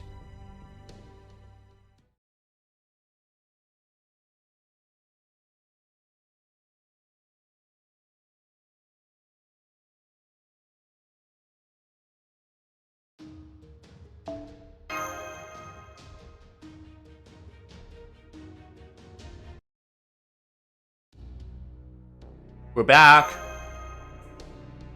Good. All crew members have returned safely. Submerge Nautilus now.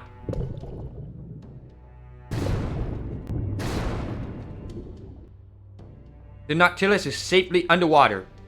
Hopefully this will buy us some time. Damn you, Castaria! Wasn't that strange demonic beast enough? Did you really have to sick Canis on us too? It's just so childish to be so over-prepared for our arrival. Gordy? I'm not so sure childish is the right word. I mean, this was pretty much the opposite of playing around. Yes, good point. But never mind that now. We need to focus on getting out of here.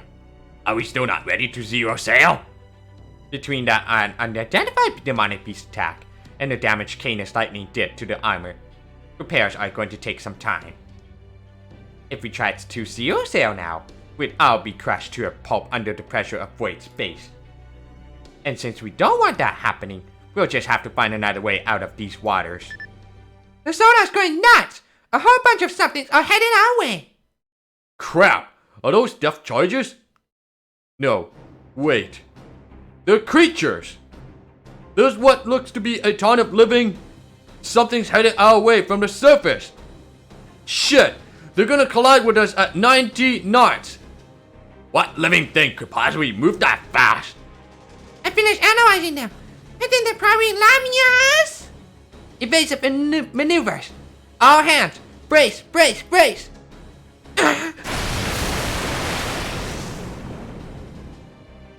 Oh man, this is very bad. They punch our section too. We're starting to take on water. I'll seal it up once the crew is out there. 3, 2, 1.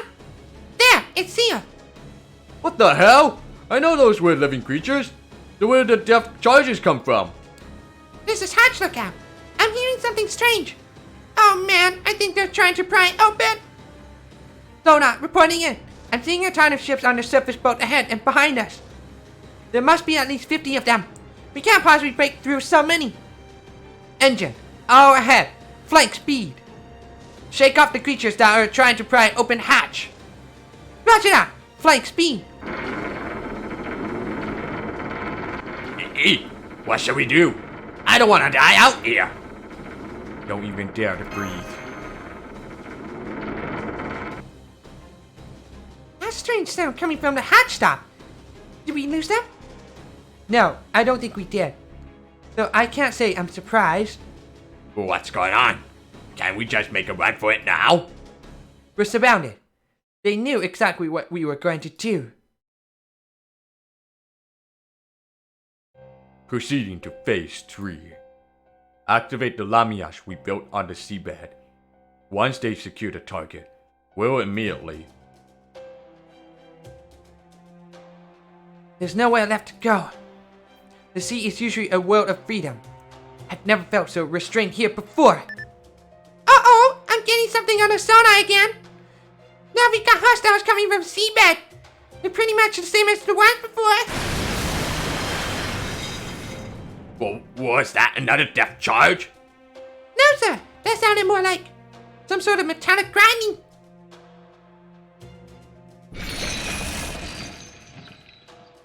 Engine status. Are they still functioning? No, sir. They're all tangled up in something. We can't move so much as a centimeter. We can't cut it off with the anti-submarine net cutters either. The only way we can get it off is for someone to go out there. Does that mean they're going to crush us to death? Wouldn't it be better to dash it all and risk the zero sail? We still need a bit longer to prepare for that. You're not giving us any time at all to react. Once they've been cornered, the only option they'll have left is a zero sail. That means there's still a chance they could escape if we continue to attack them with ordinary means. Therefore, we need to give them the salve of the heavens so that there can be no room for miracles or coincidences. All ships, make sure you follow my commands to the letter. Anyone caught retreating will be punished severely. Yes, sir. Ah. What? What is it? What's the matter now? Is that a high energy signature coming in from orbital space? We should have an ultra long range lens now thanks to Scion, right? Use that to zoom in as close as you can. Roger! Activating ultra long range lens now! Zooming in to 16,000 meters, 32,000 meters, 64,000 meters, 120,000 meters, 240,000 meters, 500,000 meters. Wow! There's something there! Running up on the monitor now.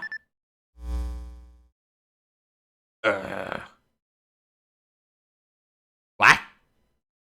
Hmm? Is that really? A spaceship?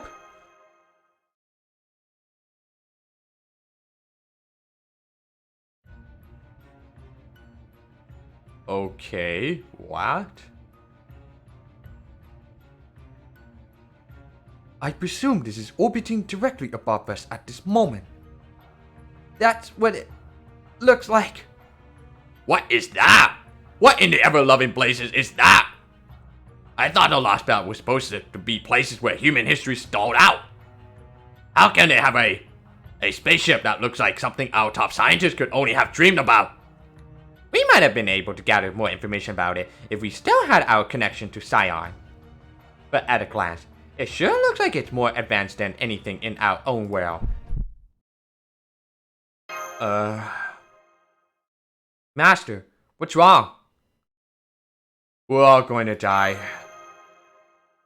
Die? Ah!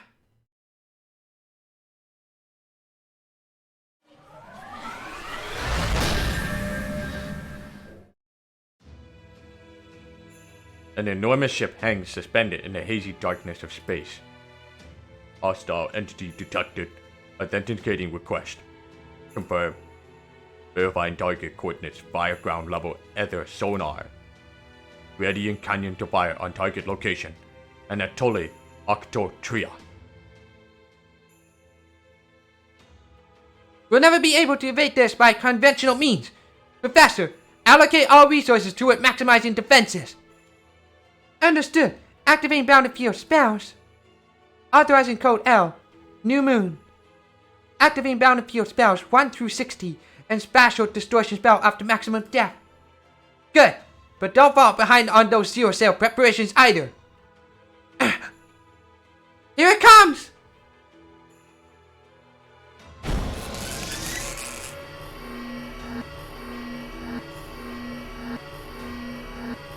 Dispatching interstellar canyon evacuation alert. Firing energy charge in 3, 2, 1. Shooting star Ortigia.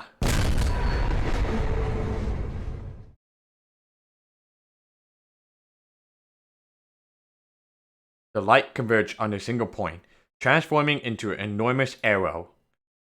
No, it wouldn't be fitting to call it an arrow. This was a weapon designed to shoot down intergalactic vessels, a weapon created to tear through entire planets. An anti-planet noble fantasism. Now, its light streaks down towards a single submarine, the Nautilus.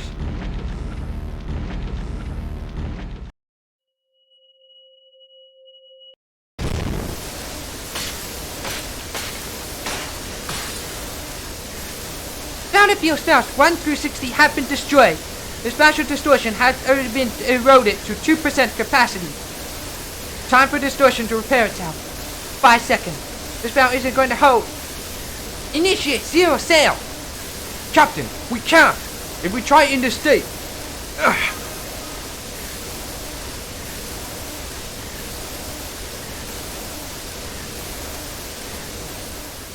Well, we died? Maybe not?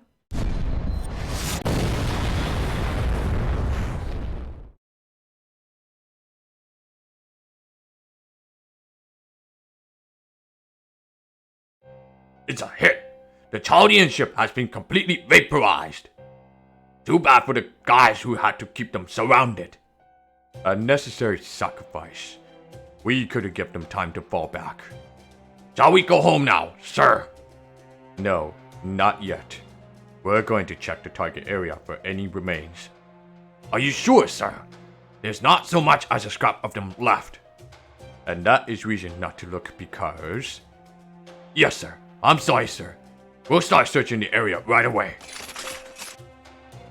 Is this why he paid that fox woman such an exorbitant price?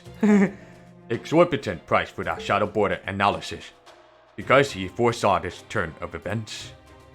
That light I saw at the end.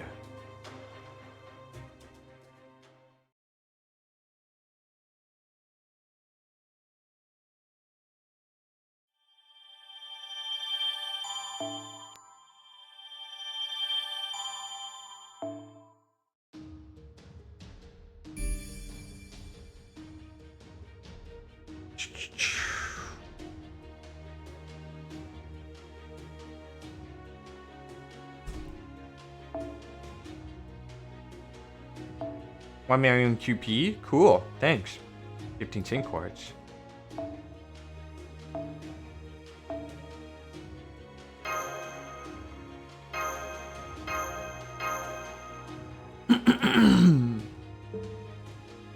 Hestia, possibly miraculous.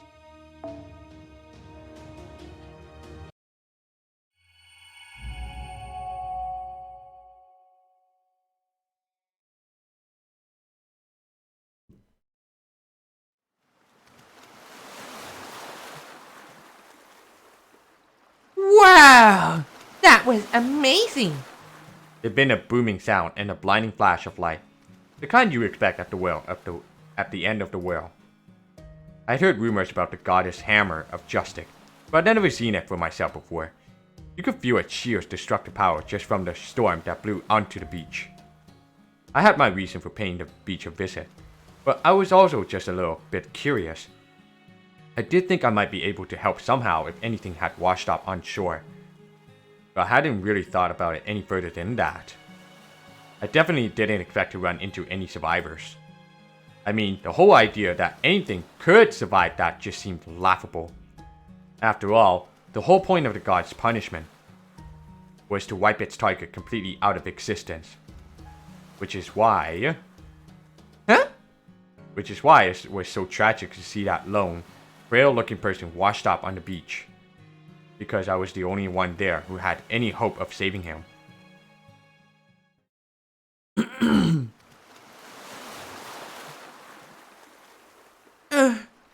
You? What just... You? I can't breathe. Oh! Hey, are you okay? Are you alive? Are you still breathing? Oh no, you aren't you? There's something stuck in your windpipe. Let's see, I think we're a choking victim. You're supposed to get behind them. Put pressure on their abdomen. 1, 2, 3.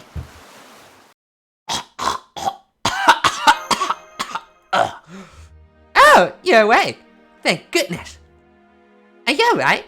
Have you come to your senses? Can you see me okay? Mm-hmm.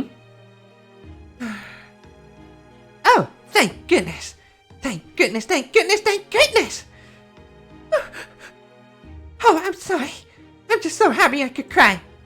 Wait, no. I am crying. Oh, okay. Please, just let me get it out of my system. Oh. Oh, it's you. Oh, so this little guy is named Fo? Is he your pet? I guess I'd say he's more of a friend. Ho ho. What? What would you have a problem with that? You're funny. Wait. You wouldn't happen to be a master, would you? Are you a servant? Why, yes. Yes, I am. Oh, right. I still haven't introduced myself, have I? My name's Charlotte. Charlotte Corday. I'm probably extremely minor as far as heroic spirit goes, so I won't blame you if you haven't heard of me. Don't worry, I know who you are. Oh! Well, thank you. Although, if I'm being honest, having a reputation I do is actually sort of embarrassing. I really wish I'd left some more flattering legends of myself behind when I died. But never mind that. What brings you all the way out to the place like this anyway? Well... Blah blah blah. Now I get it. Yes, it all makes sense. This must be what I was summoned for.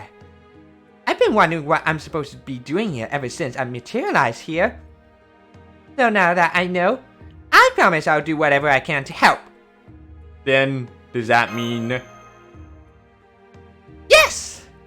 I may be stupid, useless, and good for absolutely nothing, but I promise I'll do the best I can in spite of all that. Aww. Aw, you're very cute, aren't you, Fo? So what exactly is he anyway? Some kind of squirrel? Kind of. Furry animal. I was summoned here about a month ago. But it wasn't long before I realized that, well, I can't actually do anything on my own. You mean there's no enemies to fight here? Oh no, there are. Plenty of them. It's just that I'm no match for them. But I have a good feeling about this. I think I'm finally going to get to be helpful. I'll certainly do my very best.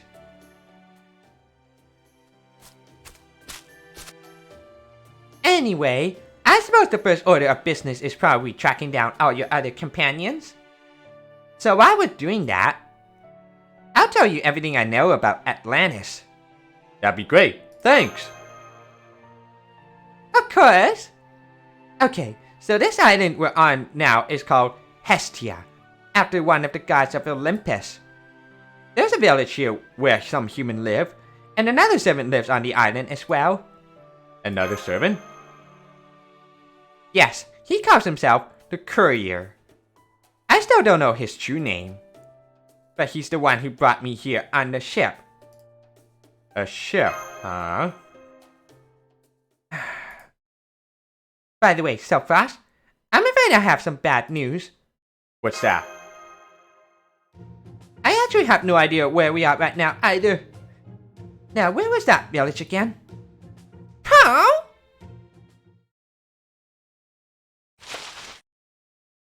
I wonder where we are now. Oh, I'm sorry. Now that I think of it, losing my way is how I ended up at that beach earlier too.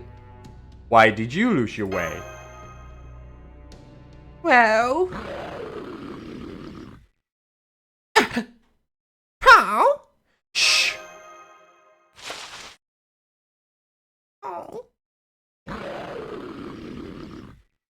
demonic beast. I'm afraid I have some more bad news now. I lost my way earlier because I was running away from that demonic beast. Huh?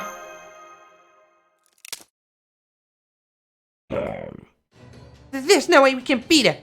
Run away! Oh.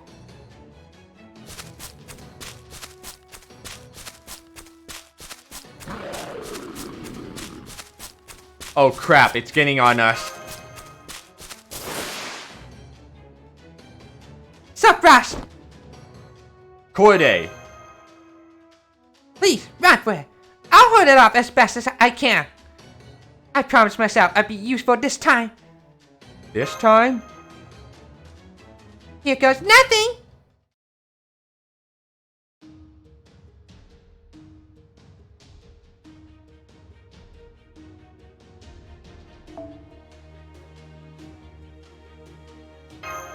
Eh, 45, 666, MP3, not just good.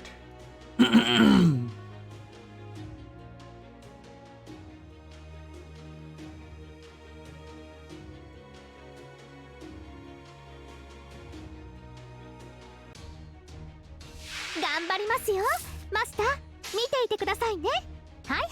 ええ、はいはい。それそれそれ。えいやった。ドーン。やっちゃいます。1、2のドーン。 Ouch.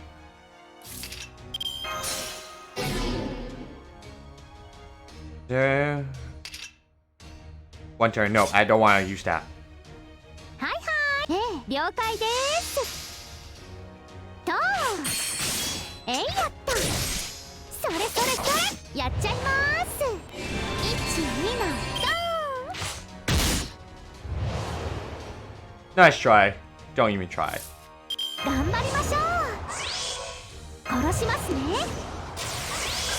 天使さんお願いします。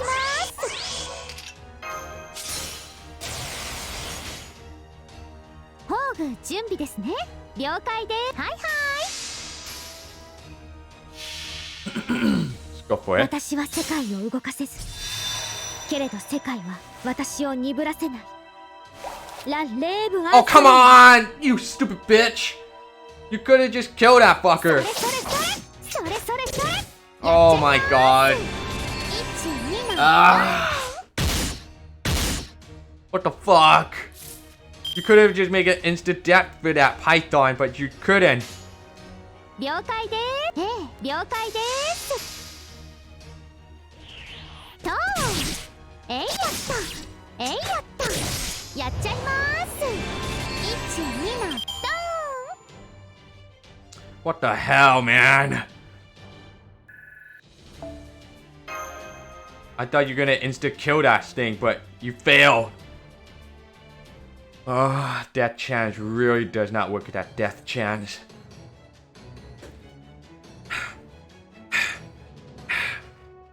We're completely surrounded. No! I won't give up yet!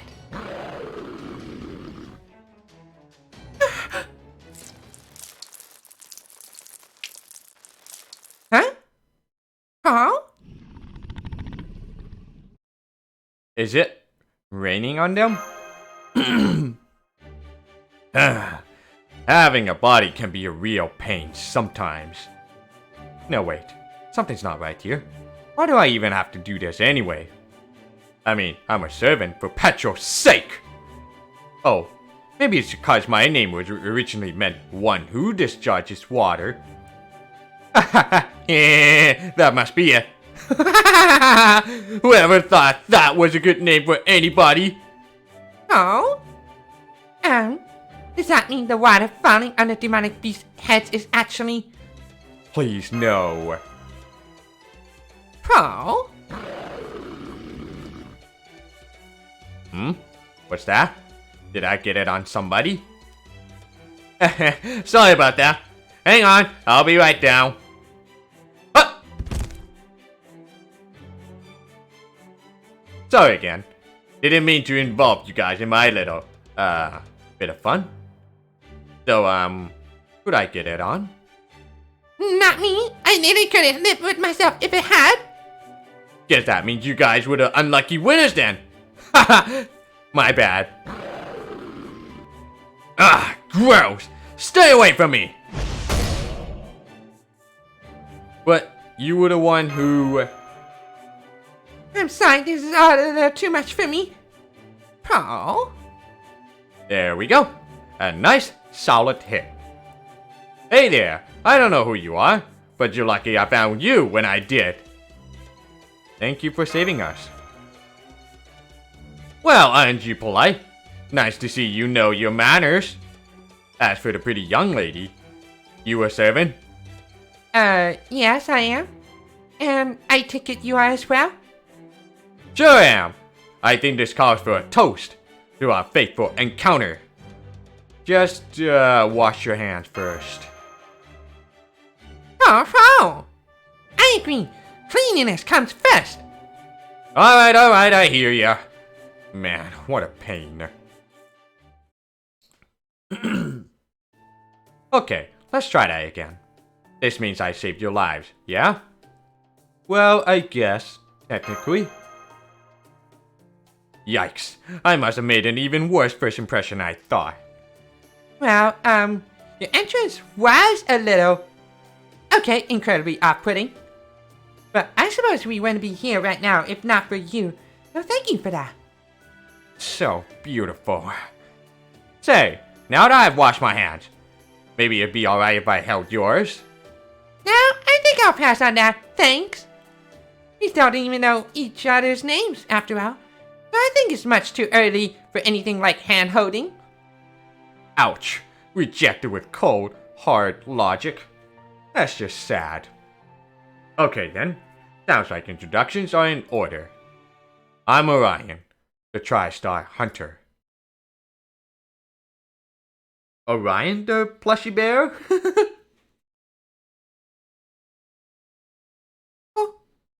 Are you for real? Huh?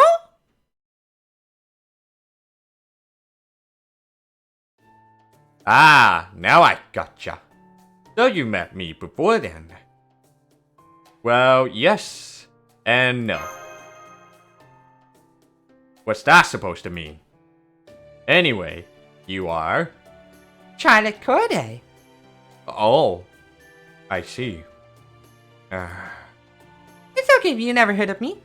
I'm a very minor figure as heroic spirits go. Sorry about that. I'm so sorry, Sephiroth. I wasn't being able to be useful after all. If Orion hadn't showed up, who knows what would have become of us. What do you mean? You saved our lives. Huh?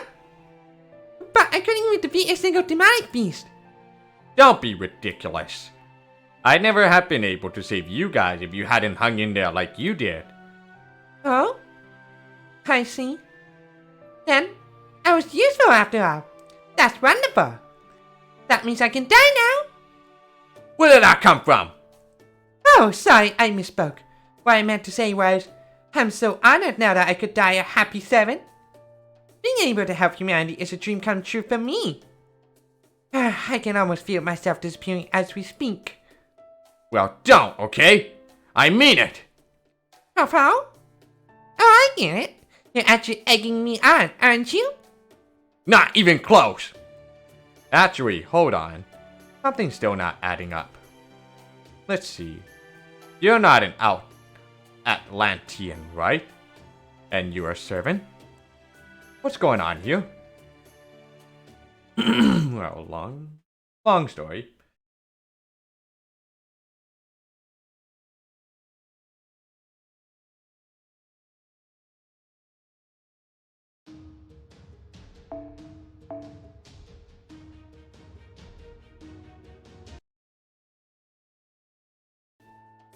Now I see.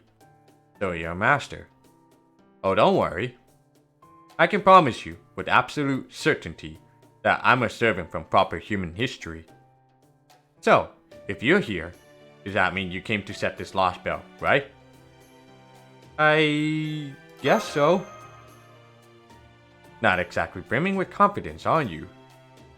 So, I'm guessing from the way you're looking at me that you like me to help you.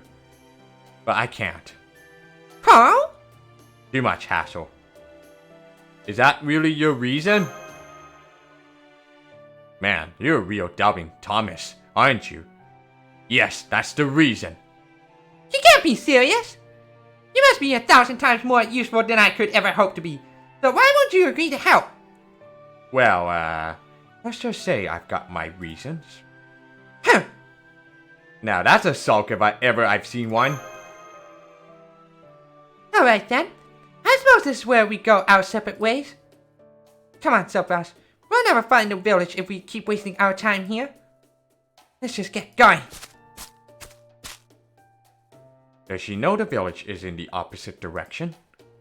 Corday, wait! Oh, right. I'd almost forgotten we were lost.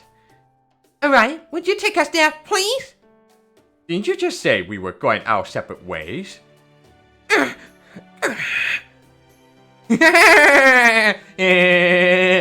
just pulling your leg. Come on, follow me. Oh, and just so you know, it's over a day's walk from here, so we'll have to make camp at some point. Really? My gosh, I must have been even less Okay, my gosh, I must have even less attentive than I realized. Must have been even... Okay, my gosh, I must have been even less attentive than I realized. I had no idea I'd gone so far. Well, don't worry. I promise I'll at least get you to the village safe and sound. That'd be great. Thank you.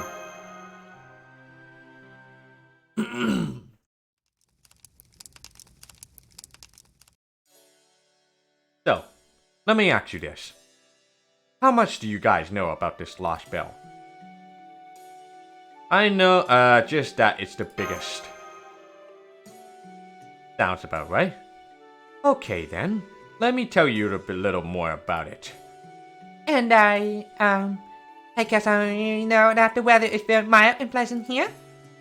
Oh, and Atlanteans. Besides that, there are powerful demonic beasts here who are much stronger than I am. Powerful demonic beast? Yeah, I guess. But it's nothing that'll get in the way of life on this island. In that sense, it's nice and peaceful around here. I hope your friends are still alive. Me too. I mean, there's nothing worse than dying, right? Can't say I'm too fond of killing either. So hey, I've got a question for you. A real serious one. So I want you to look me right in the eye and answer it as truthfully as you can. Oh? Okay. This Chaldea place you're from. Does it have any cute girls? Pretty ladies? Women I can hit on without being a problem? Huh? Oh, it's okay if they're already married. That sort of thing was totally cool in ancient Greece. Sorry, but I really don't want to get on Artemis' bad side. Can't blame you for that. Wait, does that mean you and I met before? In that case, I'm sure you've seen how terrifying she can be for yourself. But you don't have to worry about her right now. Is this really that important a question? It is for me! I see. I suppose having been raised in the abbey, I simply cannot understand an issue like this. Anyway, we better call it a night. Got an early morning ahead of us tomorrow. Go on and get some sleep. Oh. Good night, Fro.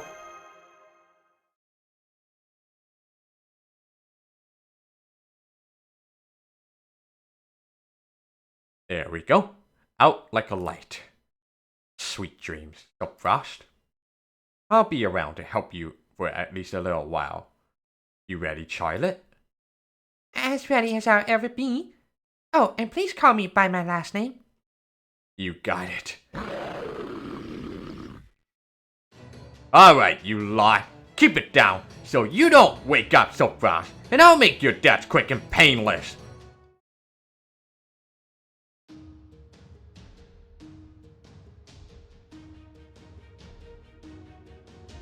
Alright, can't use my own servants because we've been separated. But I do found some new servants here. So Super Ryan, level 100, 10, 10, 10, MP5, and then try to coordinate. Coordinate still remains the same. God damn it.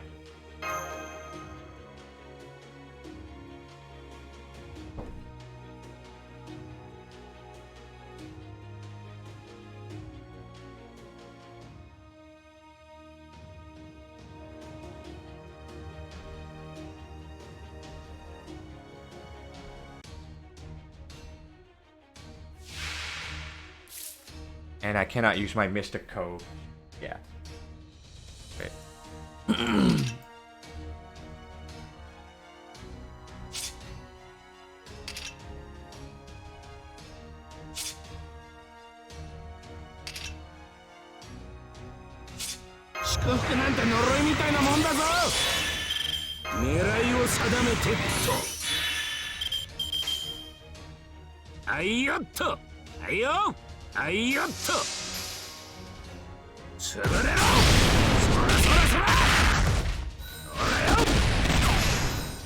God damn. Oh,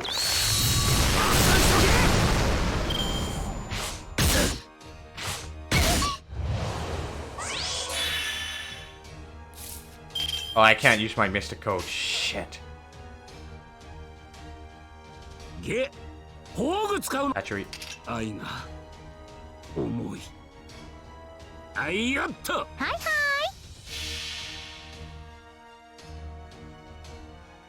アルテミス、その力を貸してくれ。お前と一緒なら負ける気がしない。アルテミス、アグノス。潰れろ。 boom, shakalaka. それそれ。 Shit. Ha ha ha. Didn't feel any poison at all. 祝福なんて呪いみたいなもんだぞ。了解です。はいよ、ほいほい。それそれそれ。1、2、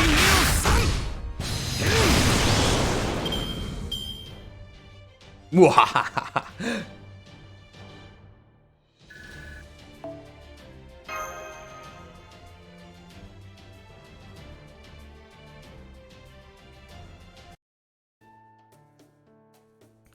Alright, that takes care of that. Oh? Oh hey, didn't know you were still up, furball. Oh? I know that expression. You're wondering why I'm not helping out, aren't you? I am too, honestly. I mean, the best I can do in battles like that is slow everyone else down. Well, it's complicated. The truth is, I really do want to help. I just need to agonize over it a little longer. I've never had to deal with anything like this before. I might not look it, but I've actually got a lot on my mind. Atlantis is awesome. There's no war, and nobody wants for anything. The only thing most people have to worry about is the demonic beast. But there's one part I just can't tolerate.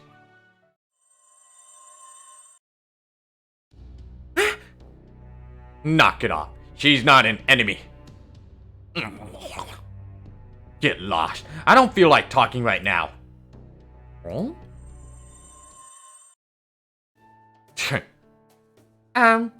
Who was that? I guess I have to say she was my ex-girlfriend. Wait, what? But even though we broke up, we're still not exactly estranged. What?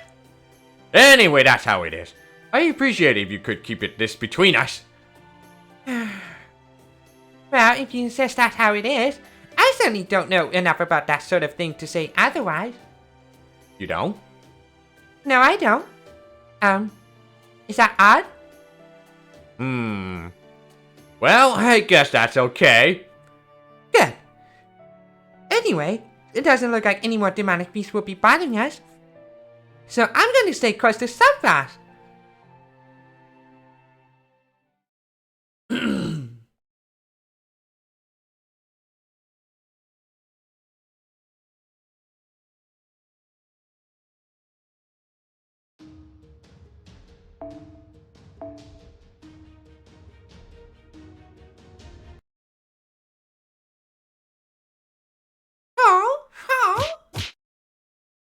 Okay, okay, I'm up, I'm up.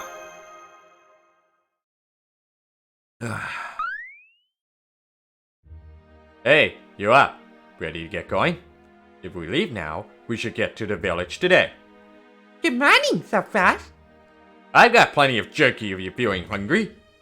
Don't mind if I do. Ho-ho. I know, don't worry. Here you go, Fo. So that thing's carnivorous, huh? Ho-ho. He says he's not picky, and he's happy to eat anything. A creature after my own heart. Guess it wasn't just a walking emergency ration. Oh. Ow, ow, I'm sorry. Well, I doubt you'd be enough to fill up on anyway, so let's get going and eat on the way.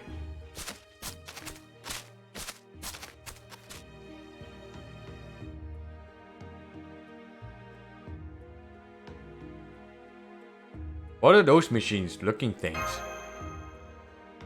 That's the village we're heading to right now. That's the village? There's a bunch of remains here of the gods who fell during the war about 10,000 years ago. Sorry, guess that didn't make much sense to you, did it? Don't worry, it will soon. And they're the last demonic beast. Hey, how's about helping me out to mark the occasion? I just found a flash of pain throughout my head just now. But I'm okay. I'll do my best to ensure I at least don't get in the way. Got it.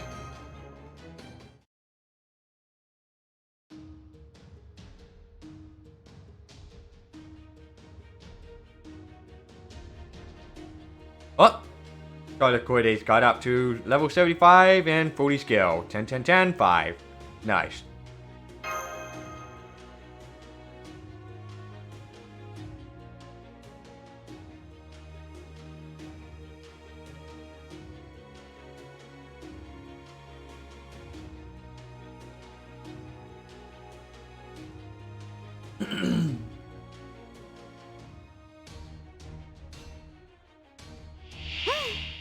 よーし行くぞほいほいはいよはいよっと潰れろ1、2の3解放爆散しとけ Uh-oh. Stop. Don't you fucking dare. 殺しますねほいほいはいよ了解です潰れろそらそらそらとー Stop bullying. 了解ですはいはいええやったそれそれそれそれそれそれやっちゃいます1、2の Ah, she's gonna die. I knew it. Just fucking why, dude. 狙いを定めてっと苦情は女神によろしく Oh well, at least I want to try out for a solo, just to see how well it goes. はいよげ宝具使うのうんはいよそらそらそら我が宿命月女神に恋願う肉体に合力を精神に冷徹をアルテミス・アグネス潰れろ月の果てまで太いな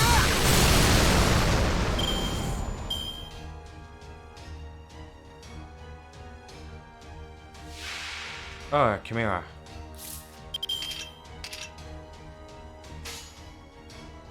Hmm. あいよっとほいほいあいよっと潰れろそらそらそら1、2の3解放爆散しとけ相手 Okay, you're totally fucked right now. 狙いを定めてっとほいほいはいよっとほいほい潰れろせい我が矢の届かぬ者はいないよっしゃ勝った勝ったさて獣がいたならさばいて食おうぜ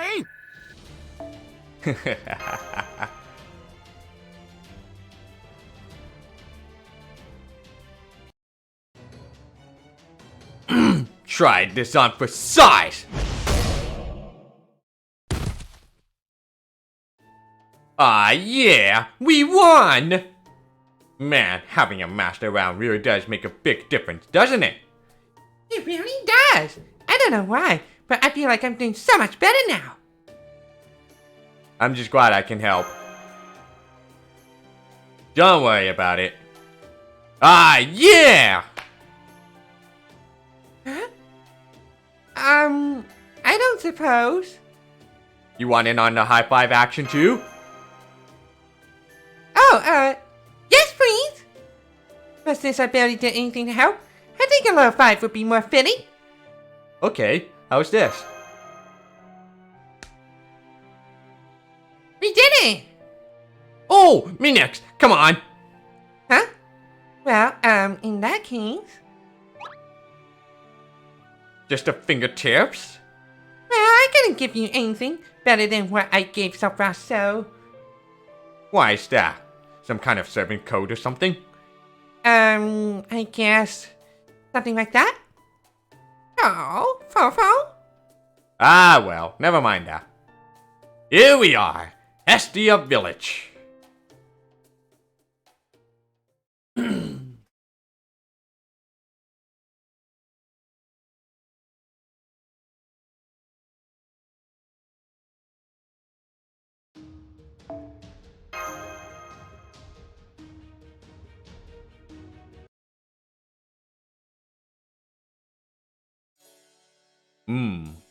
Oh hey, Orion.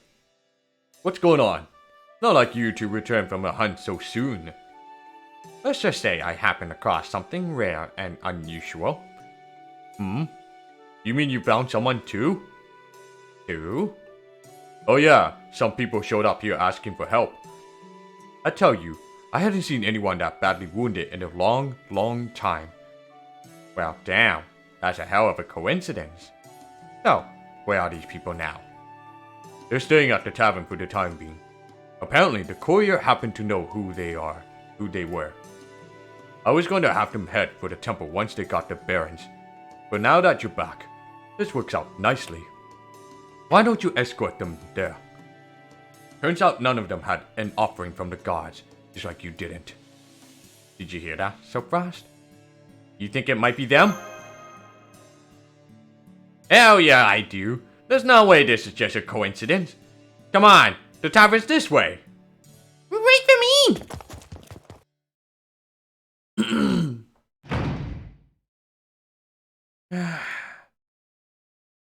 Huh? Senpai! Senpai! Mash! You're alright! Oh, thank goodness! I mean, well... I knew you were still alive and uninjured thanks to your vital readings on the Shadow Border. But since we couldn't contact you, I was worried that you might be trapped or imprisoned somewhere. I can't tell you how relieved I am that you're alright. What about the others? Oh yes, they're all okay too. Although... Surprise! You're alright! Oh, we did have empirical evidence of your well-being. We were all still going out of our minds with worry. I'll say, this whole sorry state of affairs just goes to show how much you still have to learn. Now you listen to me. It's every soldier's duty to always contact their superiors, no matter what their situation. If you're alright, we'll know how to breathe a sigh of relief. If you're wounded, the shock will take our collective breath away. Either way, once we have contact, then we can take action. But if you never contact us at all, my point, boy, is that it's about time you took your responsibilities as the last master of humanity seriously. Well, funny story. Huh, let me guess. Your communicator was broken, right? Well, given that you are uninjured, I'll overlook it just this once. The fact is, we cannot solve this Lostbelt problem without a master, and as I just said, you're the last one we've got. Anyway, oh, it is a great weight off all our shoulders to know everyone survived the attack. I'm afraid the situation we find ourselves in is both highly complex and time sensitive. Where to begin? Well, the first order of business has to be Captain. You mean Nemo? What about him? Well, the whole reason we survived is thanks to Captain Nemo forcefully initiating a zero sail. Usually, zero sailing in the state we were, it would have gotten us killed for sure, and should never have been attempted. But this time, it turned out to be the right call. What happened? I took a look at the data we collected during the attack, and it said that the beam that came down from the sky tore the border to pieces. So even though our zero sail came to an end successfully, albeit haphazardly, our existence was still ever so slightly unstable. Are you familiar with a writer by the name of Astolfo? Oh yes, very. Then perhaps you're also familiar with his noble phantasm, the Hippogriff. Since it is not of this world, and his existence is so ill-defined, the Hippogriff is able to travel freely between truth and fiction. This enables it to temporarily evade attacks that are rooted in reality. In our case, under most circumstances, our predicament would normally have led to one of two outcomes. Either that light from the heavens would have torn the Nautilus to pieces, or the forced zero sail would have resulted in us no longer be able to verify our own existence. However, it is here where Captain's decision truly shines. Sustaining damage in neither here nor their states served to verify our existence through external means. And in turn, the zero sail helped keep the light's destruction within manageable levels. Though not without significant cost, I'm afraid. Captain Nemo was integrated into the Nautilus, so when it was nearly destroyed, the damage to him was catastrophic and has left him comatose.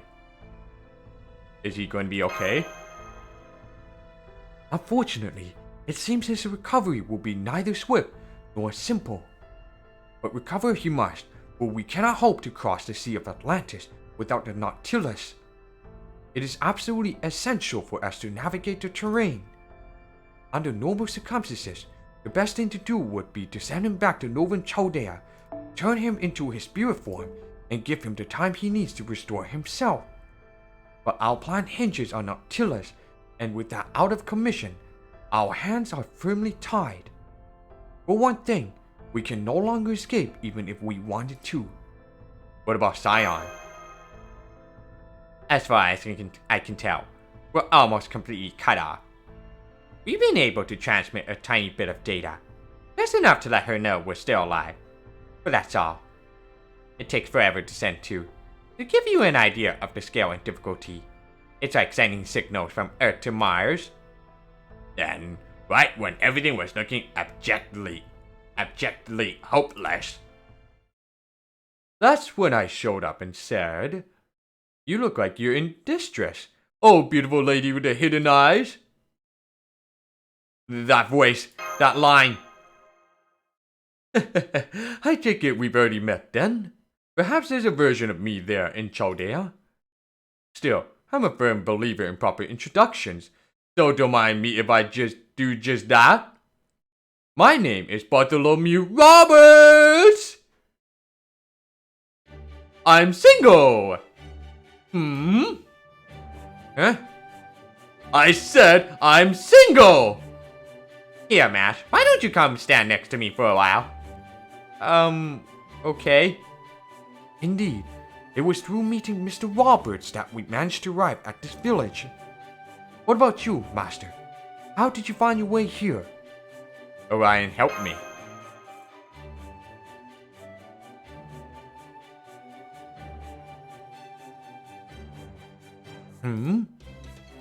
There doesn't appear to be anyone else here. Though it does smell faintly of game. Perhaps this means the servant who escorted you to this village was here not too long ago? Orion. Their human version? There's a human Orion too? Not just a bear? Oh wow! I wish I could have seen that for myself. In the meantime, I noticed you also seem to have brought a very beautiful woman with you. May I ask your name? Oh, I'm sorry. Were you talking to me? I was. My name is Charlotte Corday. I'm an assassin. Huh? Mash, was it? Are you so fast 7? Yes, that's right. I'm Ash Curley. Well, as a fellow 7, it's a pleasure to meet you. Oh, and please call me Corday. Not at all. The pleasure's all mine. So, are you the one who escorted Master here then, Corday? Oh no, it wasn't me. If anything, I was being helped much more than I was helping. Now the Sophos will know I would have made it back here if it had been for Orion. Aha! No wonder I have been seeing you around then. Yes, I'm afraid I got hopelessly lost. I'm sorry for worrying you, Mr. Courier. Oh, that's quite alright. Just grow out your bangs and there'll be water under the bridge. Huh? Damn, I guess she didn't get it. Anyway, is Orion gone now then? Well, that's too bad. Guess I'll have to go after him. Then again, I don't really want to go after another man. Then again, I think I have to. Just make up your mind already, will ya? Oh man, how am I ever going to decide? Oh, don't bother. We don't have the time or the resources to spare running after someone who's already left. Besides, we still need information first and foremost. Just what in the world is going on with this Lostbelt anyway? Okay, Bartholomew. I know you already told Holmes and me earlier, but would you mind going over this Lostbelt again for me, everyone else? Not at all. Would you mind lowering your bangs? Why? I'm already perfect as I am, so no. Alright, moving on. We know exactly why the Sea of Atlantis ended up as a lost belt. Did you notice anything unusual about this village? I'm betting you did. Those enormous metal structures. Right. As I'm sure you can imagine, those giant buildings you saw are not of human design. They were made by, well, there's no better word for them than gods. What's more, these gods still hold the reins of power here even to this day. That's right, here in this Lost Belt, the gods of Olympus are alive and well.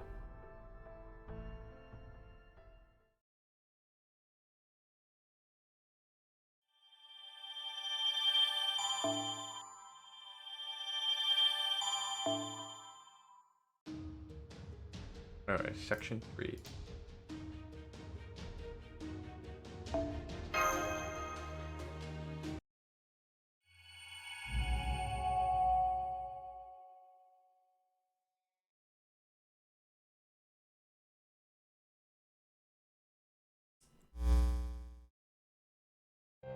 How fair things here, Canis? Did the operation to eradicate the Chaldeans conclude without issue? Sure looks like it. First we beat the shit out of them with that massive fleet, then finish them off with one of Artemis' arrows. If they actually managed to survive all that, I'd be so impressed I'd even join their side myself.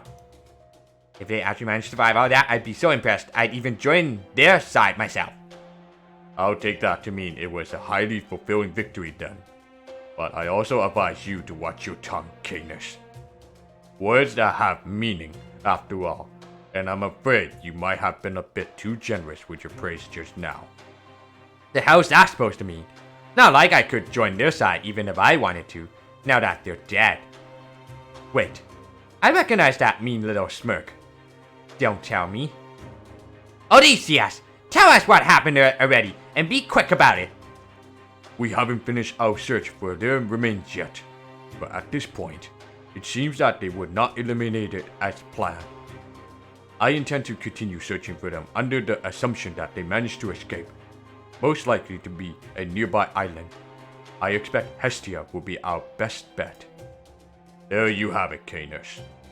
Well, are you going to join their side now? Not a chance in hell. Are you trying to start something with me, Kustaria? Just forget I said anything. I didn't actually mean it anyway.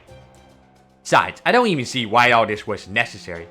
I could have easily killed them all myself. We just had to go and bring Artemis into it. So what are you gonna do to make up for this botched operation, Mr. Commander of the Olympus Defensive Forces? You gonna offer up your head on a platter by way of apology, like the other one of you did? I don't answer to you, Canis. The only ones who can punish me are Lord Zeus and his close ally, Kustaria. Thank you, Odysseus. Rest assured, I have no intention of laying blame for this at your feet. The operation itself was perfect, and your direction flawless. I appreciate your even-handed decision, Kustaria. Now then, if you excuse me, I must get back to my search. Yes, that's a good idea. After all, Odysseus, the whole reason you were dispatched there was to ensure the invaders would never sully Olympus. Yes, exactly. I hope you are duly aware of the importance of your task, Odysseus. I am. As for you, Canis, you should be ashamed of yourself for your failure to kill them. Canis, you are to come back to Olympus at once and cleanse it yourself as best you can before you are granted an audience. If I were you, I would already be thinking up excuses for this miserable failure of yours. I can tell you right now, the king of the gods is going to be very upset with you. Better be ready to receive his punishment. Why, you little... That's enough, you two. I'll deal with Canis myself. I would remind both of you to conduct yourselves in a manner befitting the glorious Olympic gods. You're always too easy on Canis, Lord Kustaria. But if you insist, I suppose we have no choice but to keep quiet. Remember, Canis, you are nothing more than a hunting dog. There is no point in keeping you around if you can't do your job. You should be honored to have been trusted with the divine spirit. It's far more than you deserve. If I were you, I would never forget the debt of gratitude I owe to Lord Kustaria. Difficult though that may be with such a tiny brain as yours, I nevertheless suggest you try your best. I'll kill him! Canis. I don't even care what Zeus might do to me. I'm gonna kill those brats dead. End of story. Canis. Shut the hell up, human! Don't you keep calling my name. Not unless you want to end up dead yourself. Let's refresh our memories, Canis. What is it you want? To get revenge on proper human history. No, scratch that. To reject it completely. That's the whole reason I went along with your little scheme in the first place. Good. Then continue to do just that. There is no need for you to return to Olympus. I'll tell Zeus myself that you're biding your time, waiting for your chance to clear your name. Alright, fine. I'll play along. You are technically my master, so I'll obey that order. Besides, I have a little more respect for the Chaldeans now. If they really did manage to survive Artemis' attack, there'll be plenty worth killing myself. If that means clearing up the moon goddess's mess for her, then fine. Oh, I'm surprised to hear you say that, given your notorious antipathy toward the gods. Perhaps visiting other Lostbelts has affected you just like it has the Chaldeans. What was that? You got a death wish or something? Huh? I don't have any mercy to spare for humans or a divine spirit. As far as I'm concerned, the only good human or god's a dead one. Besides, the only one in the whole damn world who could do something about me is you. Forget it. Too much trouble. Alright, Kustaria, what do I gotta do? For the time being, you are to remain on standby under Odysseus' command. We can't have you roaming around the sea haphazardly and getting caught up in skirmishes with the remnants. Not unless you want to exhaust your magical energy before you get a chance to fight Chaldea. Worry not. Once Odysseus locates Chaldea, I will ensure you are the one to settle things with them. Alright, I can live with that. I hate I hate having to hang around Odysseus any longer, though. Odysseus, any news of the Athena Cleronomia? We're still looking for them, but I'm prioritizing the search for Chaldea for the time being. Fine, let me know when you find them. Understood.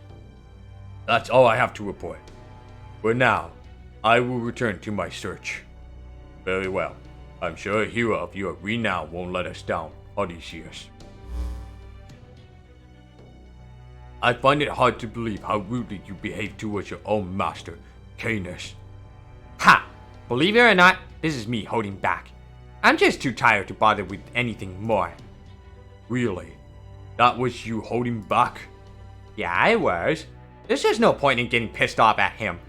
He never bats an eye no matter what you say. So I only ever say about half of what's really on my mind. Couldn't you tell? Aren't you afraid? It's not as though you are his only servant after all. If you were to get fed up with your rebellious attitude, you could end your contract whenever he liked. Man, I wish. Then I finally get to pick a proper fight with him. No damn human slaps a collar on me and gets away with it forever. When all's said and done, I'm gonna make him pay dearly for that. What a strange relationship. Oh well, it's none of my business. Lord Odysseus, the echidna has succeeded at producing the dog. I believe it should finish growing in about half a day. Good. Find something it can use to track the Chaldeans. I don't care what it is or where you get it. If the Chaldeans are indeed still alive, they're bound to have left a trail of some kind. And a dark-skinned senses will be able to find such a trail.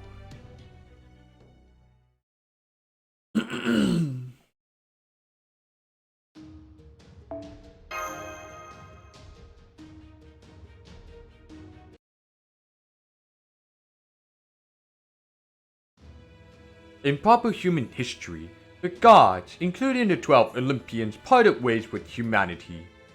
But in this world, they remain. I don't know why that is. We might be able to find a clue as to what happened if we went digging around in ancient ruins. But really, that doesn't matter. The problem is that this world achieved amazing growth and prosperity thanks to the gods sticking around. Well, if we're being accurate, most of the gods aren't actually here at Atlantis. They're up on top of the great pit that sits in the middle of Atlantis Sea. That's your ultimate destination, the interstellar metropolis, Mountain Olympus, that lies beyond the Tree of Emptiness. Olympus, the city of the gods. And of course, wherever you find gods, you'll also find people who worship them. Like the ones who attacked you the moment you set foot in this Lostbelt. This is as far as Da Vinci and I got earlier. From here on out, everything we learn will be new to us as well. Right. Now I see. If the gods are still alive here, that would certainly explain our current situation. When you mention people who worship the gods, are you perhaps referring to that heroic spirit? That's right. I bet you were all quaking in your boots when you heard his true name, weren't you? He's one of the most famous tacticians in all of proper human history. A hero who survived the same battlefield that took the lives of great heroes like Achilles and Hector. Odysseus. That's the commander-in-chief who rules over this entire sea of Atlantis, and your sworn enemy set on wiping you all out. Odysseus. Right. Along with Hector, Achilles, Penthesilea, and Pyrrhus, he was one of the heroes who helped bring an end to the legendary Trojan War. In fact, he was the one who came up with the idea for the Trojan horse. Anyway, our first order of business is to get Nemo healed up. We won't even be able to use the Shadow Border until he's feeling better. Fortunately, I have an idea as to how to go about that, so don't worry, I'll take care of it. Next, there's one more thing I would like to ask you about. What was that light that came down from the sky and tore the Nautilus to pieces? Is there some sort of secret weapon Odysseus came up with? Ah, yes, that. That's one of the most pressing problems you have to face. Let me start at the beginning. There are 3 major hurdles you'll need to clear if you're going to reach Olympus. First, there's the Olympus Defensive Forces commanded by Odysseus. Second, there's Poseidon, the nihilist god of the sea and god of the Great Pit. And third, there's the heavenly arrow of divine punishment, Artemis. There's no way for you all to get into Olympus unless you can do something about each of these hurdles. Think of them as Atlantis' version of the 3 layers of defense that made the Byzantine Empire's capital city of Constantinople, all but impervious to invasion. 3 layers of defense.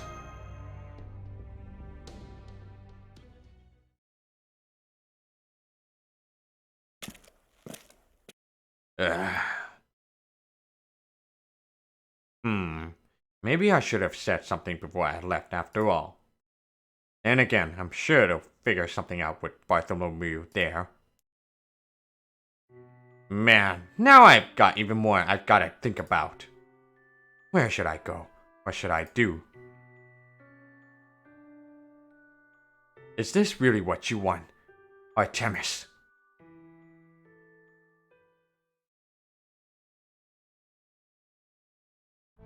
Things were actually relatively peaceful on the Sea of Atlantis up until fairly recently. There were still soldiers stationed here, sure, but you could count them all on one hand. And even with Artemis keeping watch, getting around between the different islands was no problem at all. Back then, the only ships she automatically attacked were those that tried to head for Olympus. But then, not too long ago, the situation changed dramatically. Was that because of us? That's part of it, sure, but there's another, bigger reason. What happened was, a number of servants from proper human history managed to infiltrate Olympus. Huh? I don't know if it's because of the sheer size of this Lostbelt or what, but the counterforce ended up summoning a whole bunch of servants who tried to establish a beachhead that you Chaldeans could use to reach Olympus whenever you got here. They did that for us? So, who were these servants? I wish I could tell you, girl with the beautiful hidden eyes, but I don't even remember what they looked like. I presume there's some sort of magecraft in play. Yes, I think so. You see, I was asked to help them reach their destination, which means I had to stay behind. So, if I remember their true names, there was a chance I could end up being compelled to give them to the enemy. They must have had a really talented caster put a spell on you. Then again, it could have been an assassin or someone who specialized in memory manipulation. At any rate, I do remember they managed to get past both Artemis' arrows and Poseidon's strikes, and ended up safely reaching Olympus. Unfortunately, their arrival came to at a heavy price. A number of servants were killed on the way there. I may not remember their faces or their names, but I do know they all went down fighting. Gotcha! Regardless, this does shed some light on why the security was already so tight. That being said, with so many servants being summoned, they would surely have been discovered sooner or later even if they had all remained here. Who cares about what happened in the past? We still need to worry about the present. So you're saying the reason Atlantis is on such high alert right now is thanks to this other servant invasion? Exactly. Man, who wouldn't be my type even with much longer bangs? Then again, if you were to lose a few pounds... Was that descriptor really necessary? At the moment, getting into Olympus is basically impossible. However, there are still several servants who stayed behind, so in my opinion, you should start by looking for them. Of course, in order to do that, you'll need to visit the neighboring islands. But at least Artemis' guards should be a little more relaxed during the daytime. And fortunately for you, my ship, the Royal Fortune, can cross between islands in the blink of an eye. That being said, honestly, it's still incredibly risky to move around while Artemis is on high alert. We can only hope that she's lowered her security level because she thinks you're all dead. So, what do you say? What about this idea you said you had for helping Nemo to recover? I'd like to know more about that. Ah, right. It'll be faster if I just show you. In brief, it involves taking Captain Nemo to the temple. What temple? Excuse me, Mr. Courier. Yes, what can I do for you? I'm sorry to impose, but I have something I was hoping you could deliver for me. Unless you're already fully booked? Not at all. The only reason I'm allowed to stay on this island is because I agreed to serve as a courier. Now, where would you like to deliver it? The next island over? In that case, I should be able to make it there and back by nightfall. In exchange, I'm sorry, hereticos, but could I ask you to do me a favor and show these people around the village for me? I think they'd be especially interested to see how clothes are made here. Sure, no problem. Well, given what these villagers are wearing, it certainly seems like their lifestyle is still identical to what it was in ancient Greece. As such, I doubt there will be all that much of its interest to see. Thank you for showing us around. Not at all. Okay, this way, please.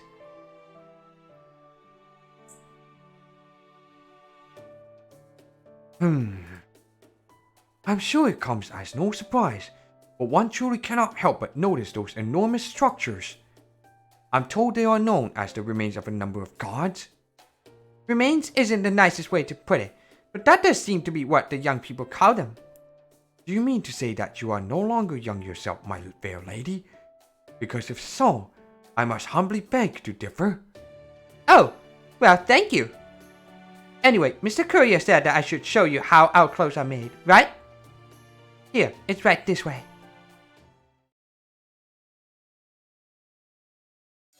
Oh ho! This is some very interesting interior decoration you got going here. I take it that's your loom over there. What do you use for your textile then? Some form of cotton? Cotton?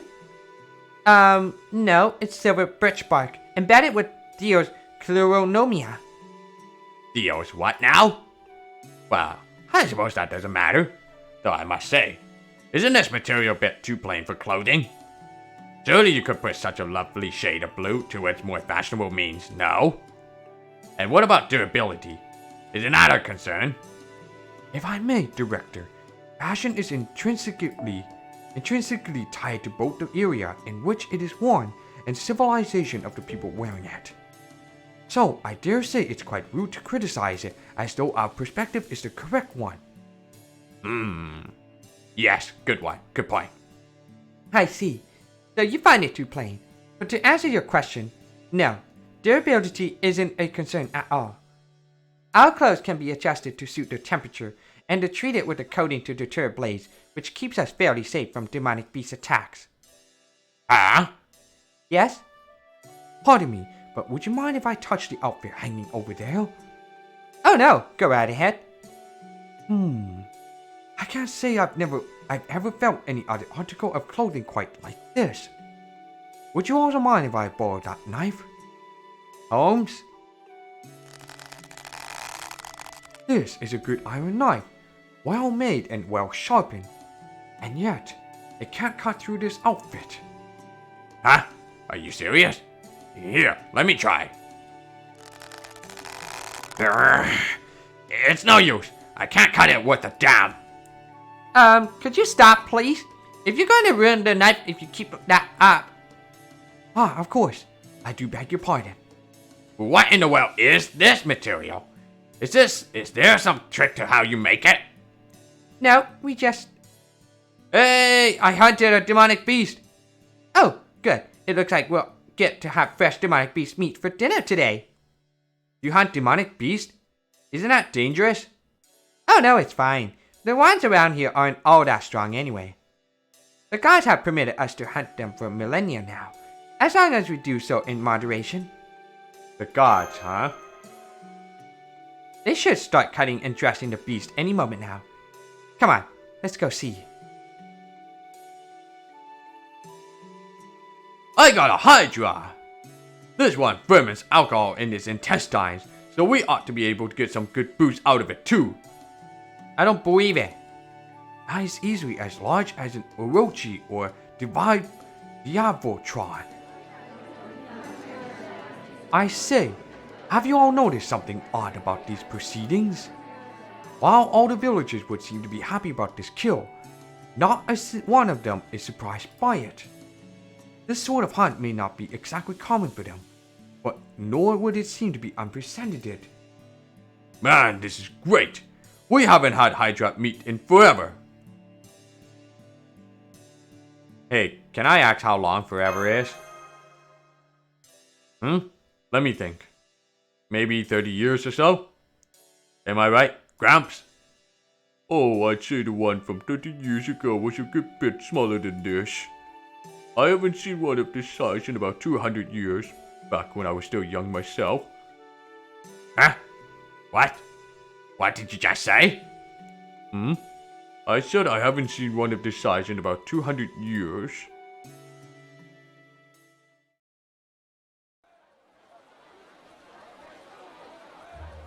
Alright, let the feast begin.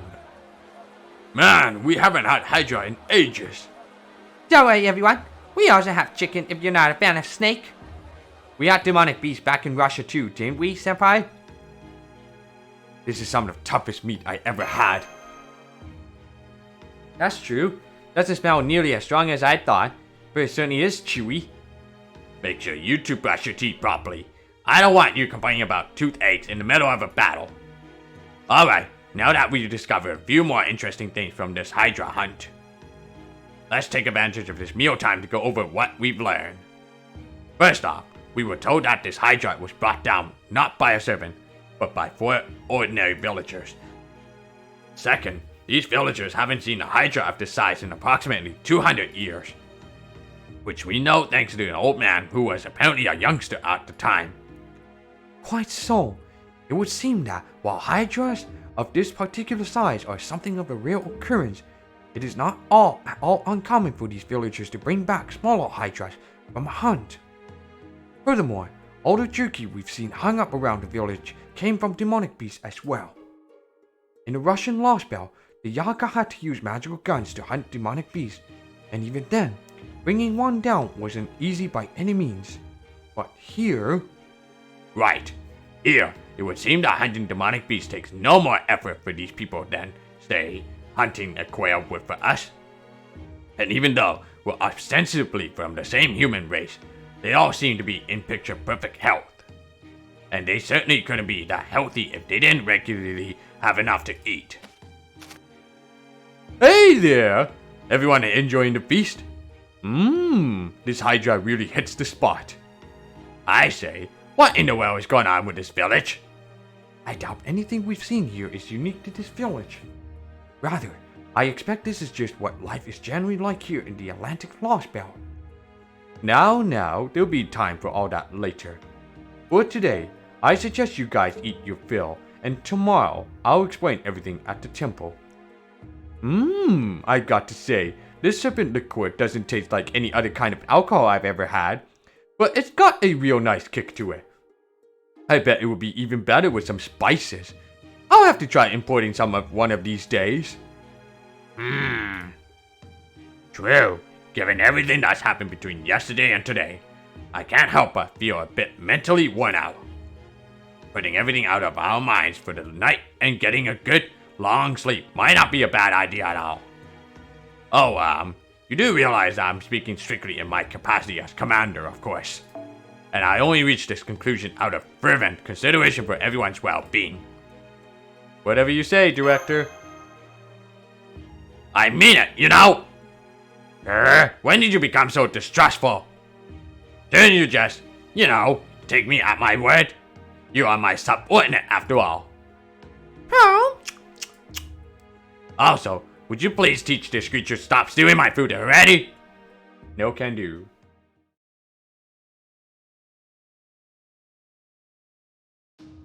Alright, let's just finish this thing before I'm gonna head off to bed.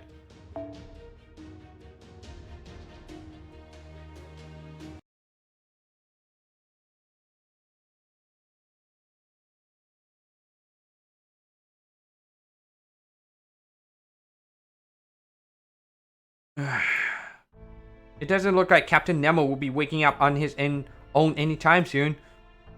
He is still comatose, or at least the closest equivalent for a servant. Unless we do something, he will most likely continue to wither away until he ultimately perishes. We've got to find a way to help him. Right. Unfortunately, getting to the temple could be a bit dangerous. You see, the demonic beasts seem to have picked up on the scent of battle and started to roam the area.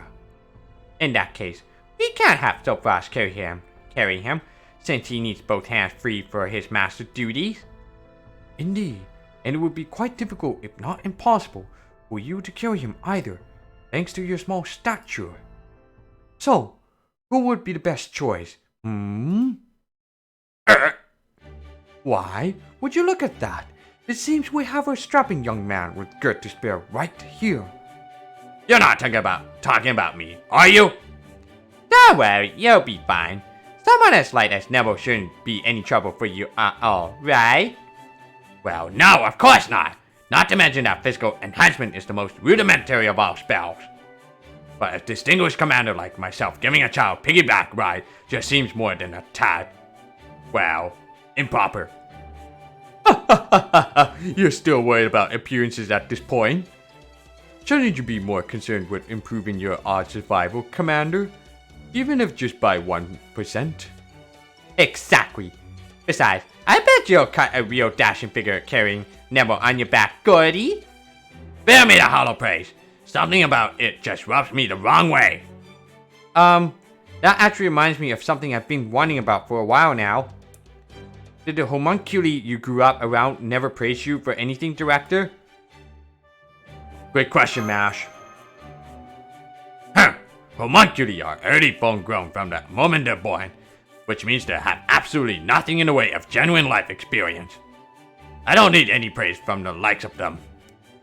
Not that they ever bothered anyway. I don't know whose idea it was, but they said it was policy to never offer praise for anything they felt was the sort of thing anyone should be able to do. I especially remember how Thule will always be like, "I'm very sorry, young master, but I will never praise you regardless of what you may accomplish." I swear, what was her problem anyway? I see.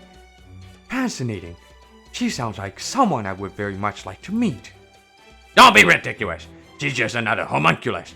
I highly doubt she'd have anything to offer you. Besides, she's long since gone from this world, so you'll never get to meet her regardless. Oh, but what am I even talking about this? Alright, fine. I'll see how it is. Wait right here while I go and fetch Nemo. There. Happy now? Now that's a father figure if ever I've seen one. He does look like Nemo's father now. You totally look like a doting father. Don't be daft! Now look what you did! My shouting made him kick me in the stomach! Now I see. So this is what you Chaldea folks are like. What you lack in rules, you make up for with discipline. That suits me just fine. In fact, I'd even say it's an ideal. Alright then, let's make our way to the temple. I'll go with you.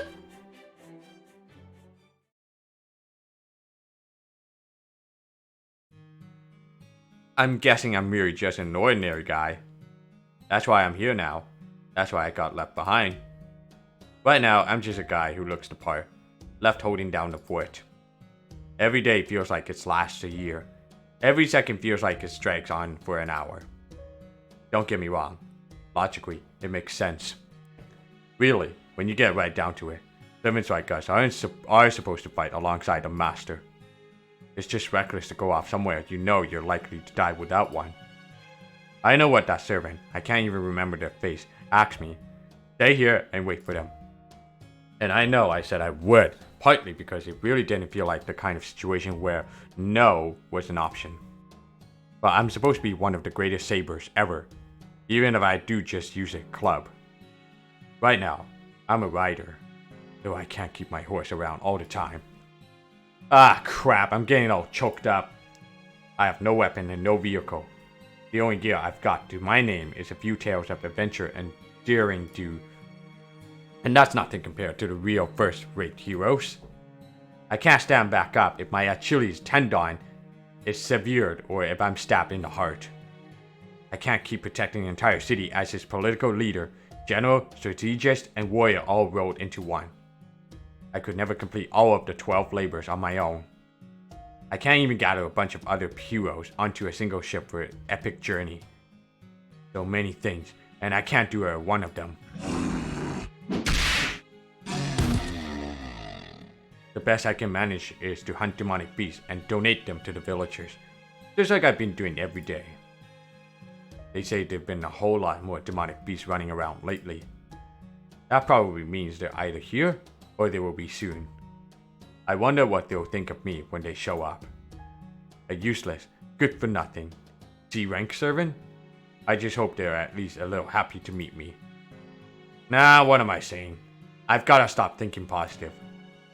They're just gonna look down their noses at me and relegate me to backup. That's all I deserve anyway. Alright, now that I'm feeling more myself, I'm just gonna keep looking on the dark side of life. After all, that's what I swore I was gonna do.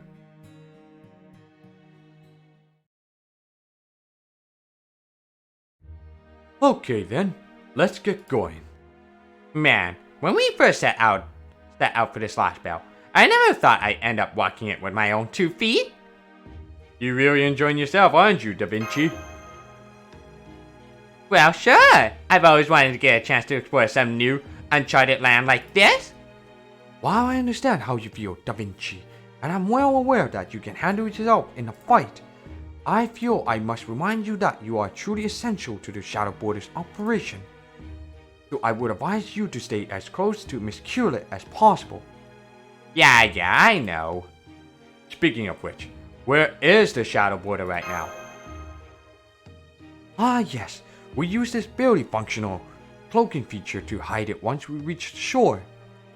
While I would prefer to return to it as soon as possible, doing so while its comms are unusable would of course render us unable to lend you our aid. So in the meantime, I've entrusted Mr. Munair with his safekeeping. On a different subject, what exactly does going to this temple entail? That's a fair question. By all accounts, it sounds like the 12 Olympians are our primary enemies here. So why in the world would we run the risk of going somewhere devoted to worshipping them? Worry not, my portly compadre. There are no gods there now. It's a temple in name only these days. However, it still has one of the gods' relics there. A relic I thought we might be able to use to restore Captain Nemo to good health. What kind of relic? In proper human history, you would probably refer to them as nanomachines. Nanomachines, huh? Oh yes, you see them all the time in science fiction stories. Is there no equivalent to them in Magecraft history? How would I know anything about Magecraft that doesn't pertain to me? Not to mention that if I did, someone would probably have come to silence me long ago. That said, I heard rumors that the El Malloy family's Mr. Code used something extremely similar to nanomachines. But only a fool with no sense of self-preservation would go tripsing about in other families, Magecraft he knows next to nothing about. So then, this is Olympian technology. Are you sure it's safe for us to use? Speaking of me in my capacity as technical advisor, I'm not sure I can endorse this. You have every right to be suspicious, girl who I very much wish would let her bangs down. However, this nanomachine technology has apparently been a part of this land for over 10,000 years. So I'm afraid I'll have to defer to both of your expertise to determine whether or not it's safe. What about you, Miss Corday? Do you know anything about the nanomachines? Not a thing, but I get the feeling I'd be stronger if I did. I see.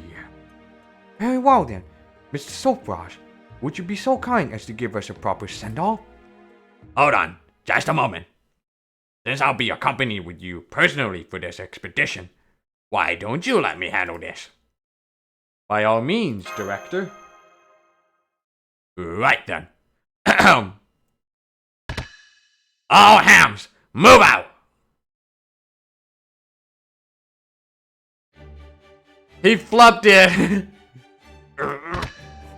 All hands, move out! Well, what are y'all waiting for? Come on, before I leave you behind! Senpai. Let's catch up with him. Indeed, I must say, he's a much faster walker than I expected. Good grief. You think they'd take this a little more seriously considering we're in the 5th and biggest Lostbelt now? Oh, I think they're taking it just seriously enough.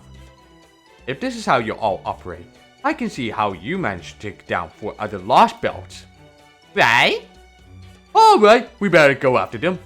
By the way, would you mind hiding your eyes with your bangs?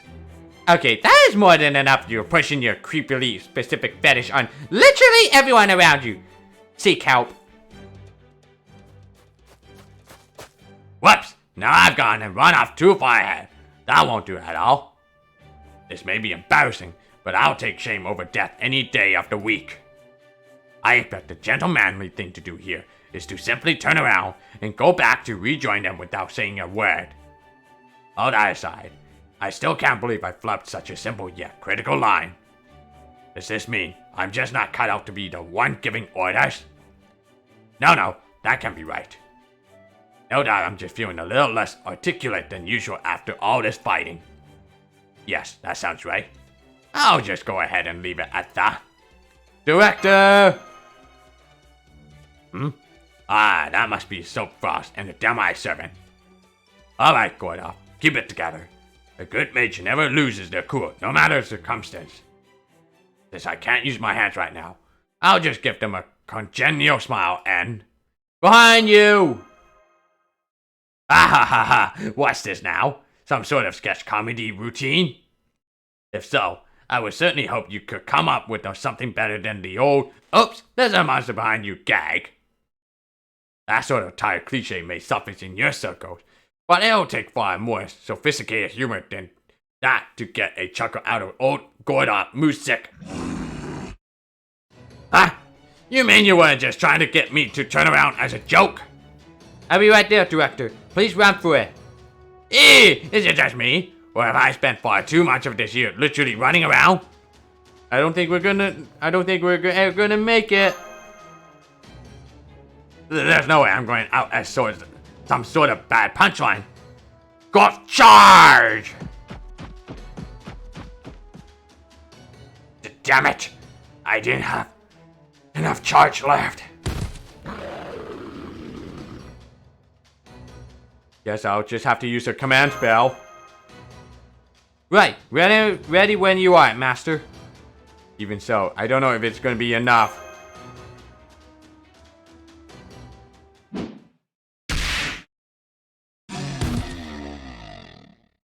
Huh? What just happened? Please tell me these bloody chunks that look disturbingly like crushed tomatoes are mine. Don't worry, I got the beast. Oh, good. Thank you? You and the kid would have ended up Monster Chow if I hadn't been here. Glad that didn't happen.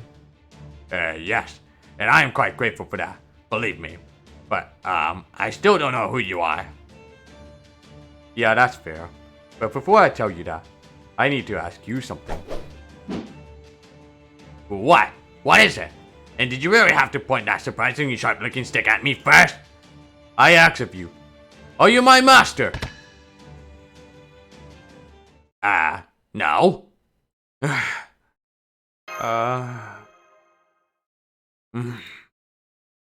Gotcha. Okay then, I'll just be on my way. Sorry to bother you. Whoa, wait up! No, I'm out of here! I messed up the one line that no servant should ever mess up! There's nothing left for me to live for! Wait, take it easy, can we talk about this? Forget it!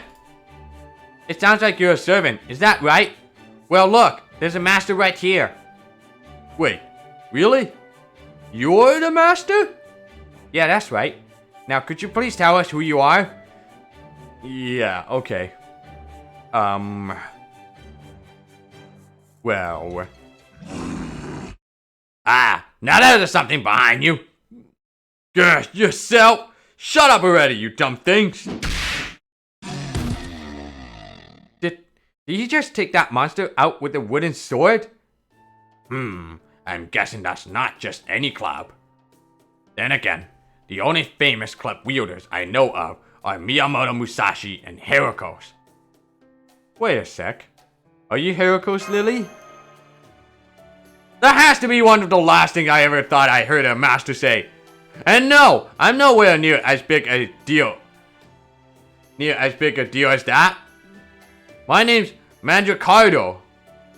I'm a plain old run-of-the-mill servant best known for fighting the 12 paladins of Charlemagne. Oh, I know who you are. Wait, really? Even though I'm just a supporting character in the Legend of Roland? Wow, so you know who I am. That's great. Oh yes, I know who you are too. You're the king of the Tatars who stole the sacred sword to Rendell and still ended up losing a duel to Rogerio. Ouch. You make a habit of going around and reopening old wounds there, Tubby. Huh. Guess the scent of blood must have lured them out here. Alright, prospective master. I'm counting on you to call the shots. You got it. You know, even I gotta admit, that line wasn't too bad. It has a nice easygoing feel and every... Mandricardo? Aren't you going to fight? Oh, right, of course. Okay, let's do this thing.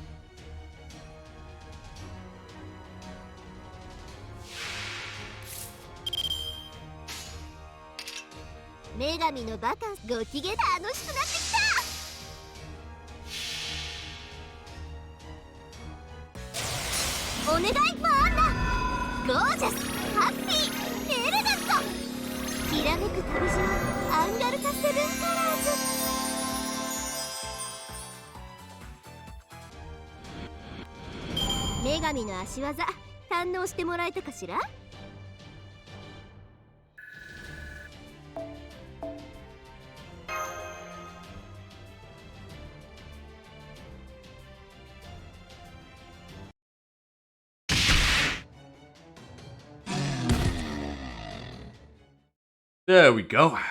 That ought to do it. He's really strong. Yes, he is. After all, Mandricardo is famous for taking on the entire French army with only 3 allies. That's no big deal. Every hero's got some kind of story like that. Those people coming this way, your friends of yours? That's right. That's Holmes, Da Vinci, and I guess Bartholomew's there too. Sherlock Holmes, Leonardo da Vinci, and Bartholomew Roberts, huh? Must be nice being so famous. The important thing is that you're all unhurt. And if we can now count another servant among our ranks as well, things are certainly looking up. He's got nice long bangs, but you can still see both of his eyes. Damn, so close. Is that really all you care about? What can I say? We pirates have never been shy about our desires. Amazing. From what I hear, he's only known these people a little longer than I have, but he's already one of the gang. He must have A-rank people skills. He doesn't even try to hide the freaky shit he's into, and they still like him anyway. Man, I'm so jealous. If only I was a little bit smoother with people. So, what you gonna do now? Keep heading for the temple? That's the plan. In that case, I guess I can go with you. Besides, I'm a rogue servant, so I'll feel better having a master around too. That'd be great. Well, if you insist, then I guess I can't refuse now. Alright then, looks like I'll be coming along. Do you know anything about the temple yourself, Mandricardo? Oh yeah, hell, I even used it myself a few times. A picture's worth 1,000 words, right? So let's just get you to the temple and save that guy's life. Are you quite sure it can do that? Are these nanomachines really safe? For that matter, how do they work? I'd much rather you tell us now than later. Don't ask me. I don't got any idea. Look, you'll just have to see for yourselves, okay? Alright, fine. Besides, if we can't get the Nautilus back in working order, I'll have to continue this entire journey on foot. And everyone knows nobles such as myself only travel by foot when the circumstances lead them. No other choice.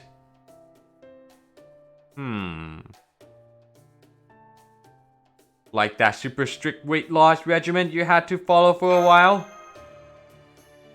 I assure you, I have no idea whatsoever what you're talking about.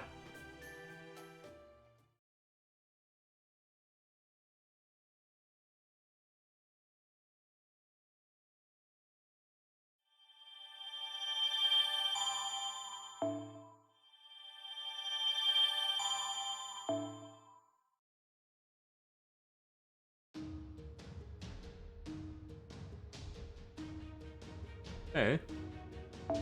Well, I'm gonna have to end that stream. It's 30 past 9:30, and I feel like my voice is getting tired out. So I'll see you guys in the next part of this Lostbelt 5 Atlantis for that continuing on. So I'll see you guys later, and have a good night.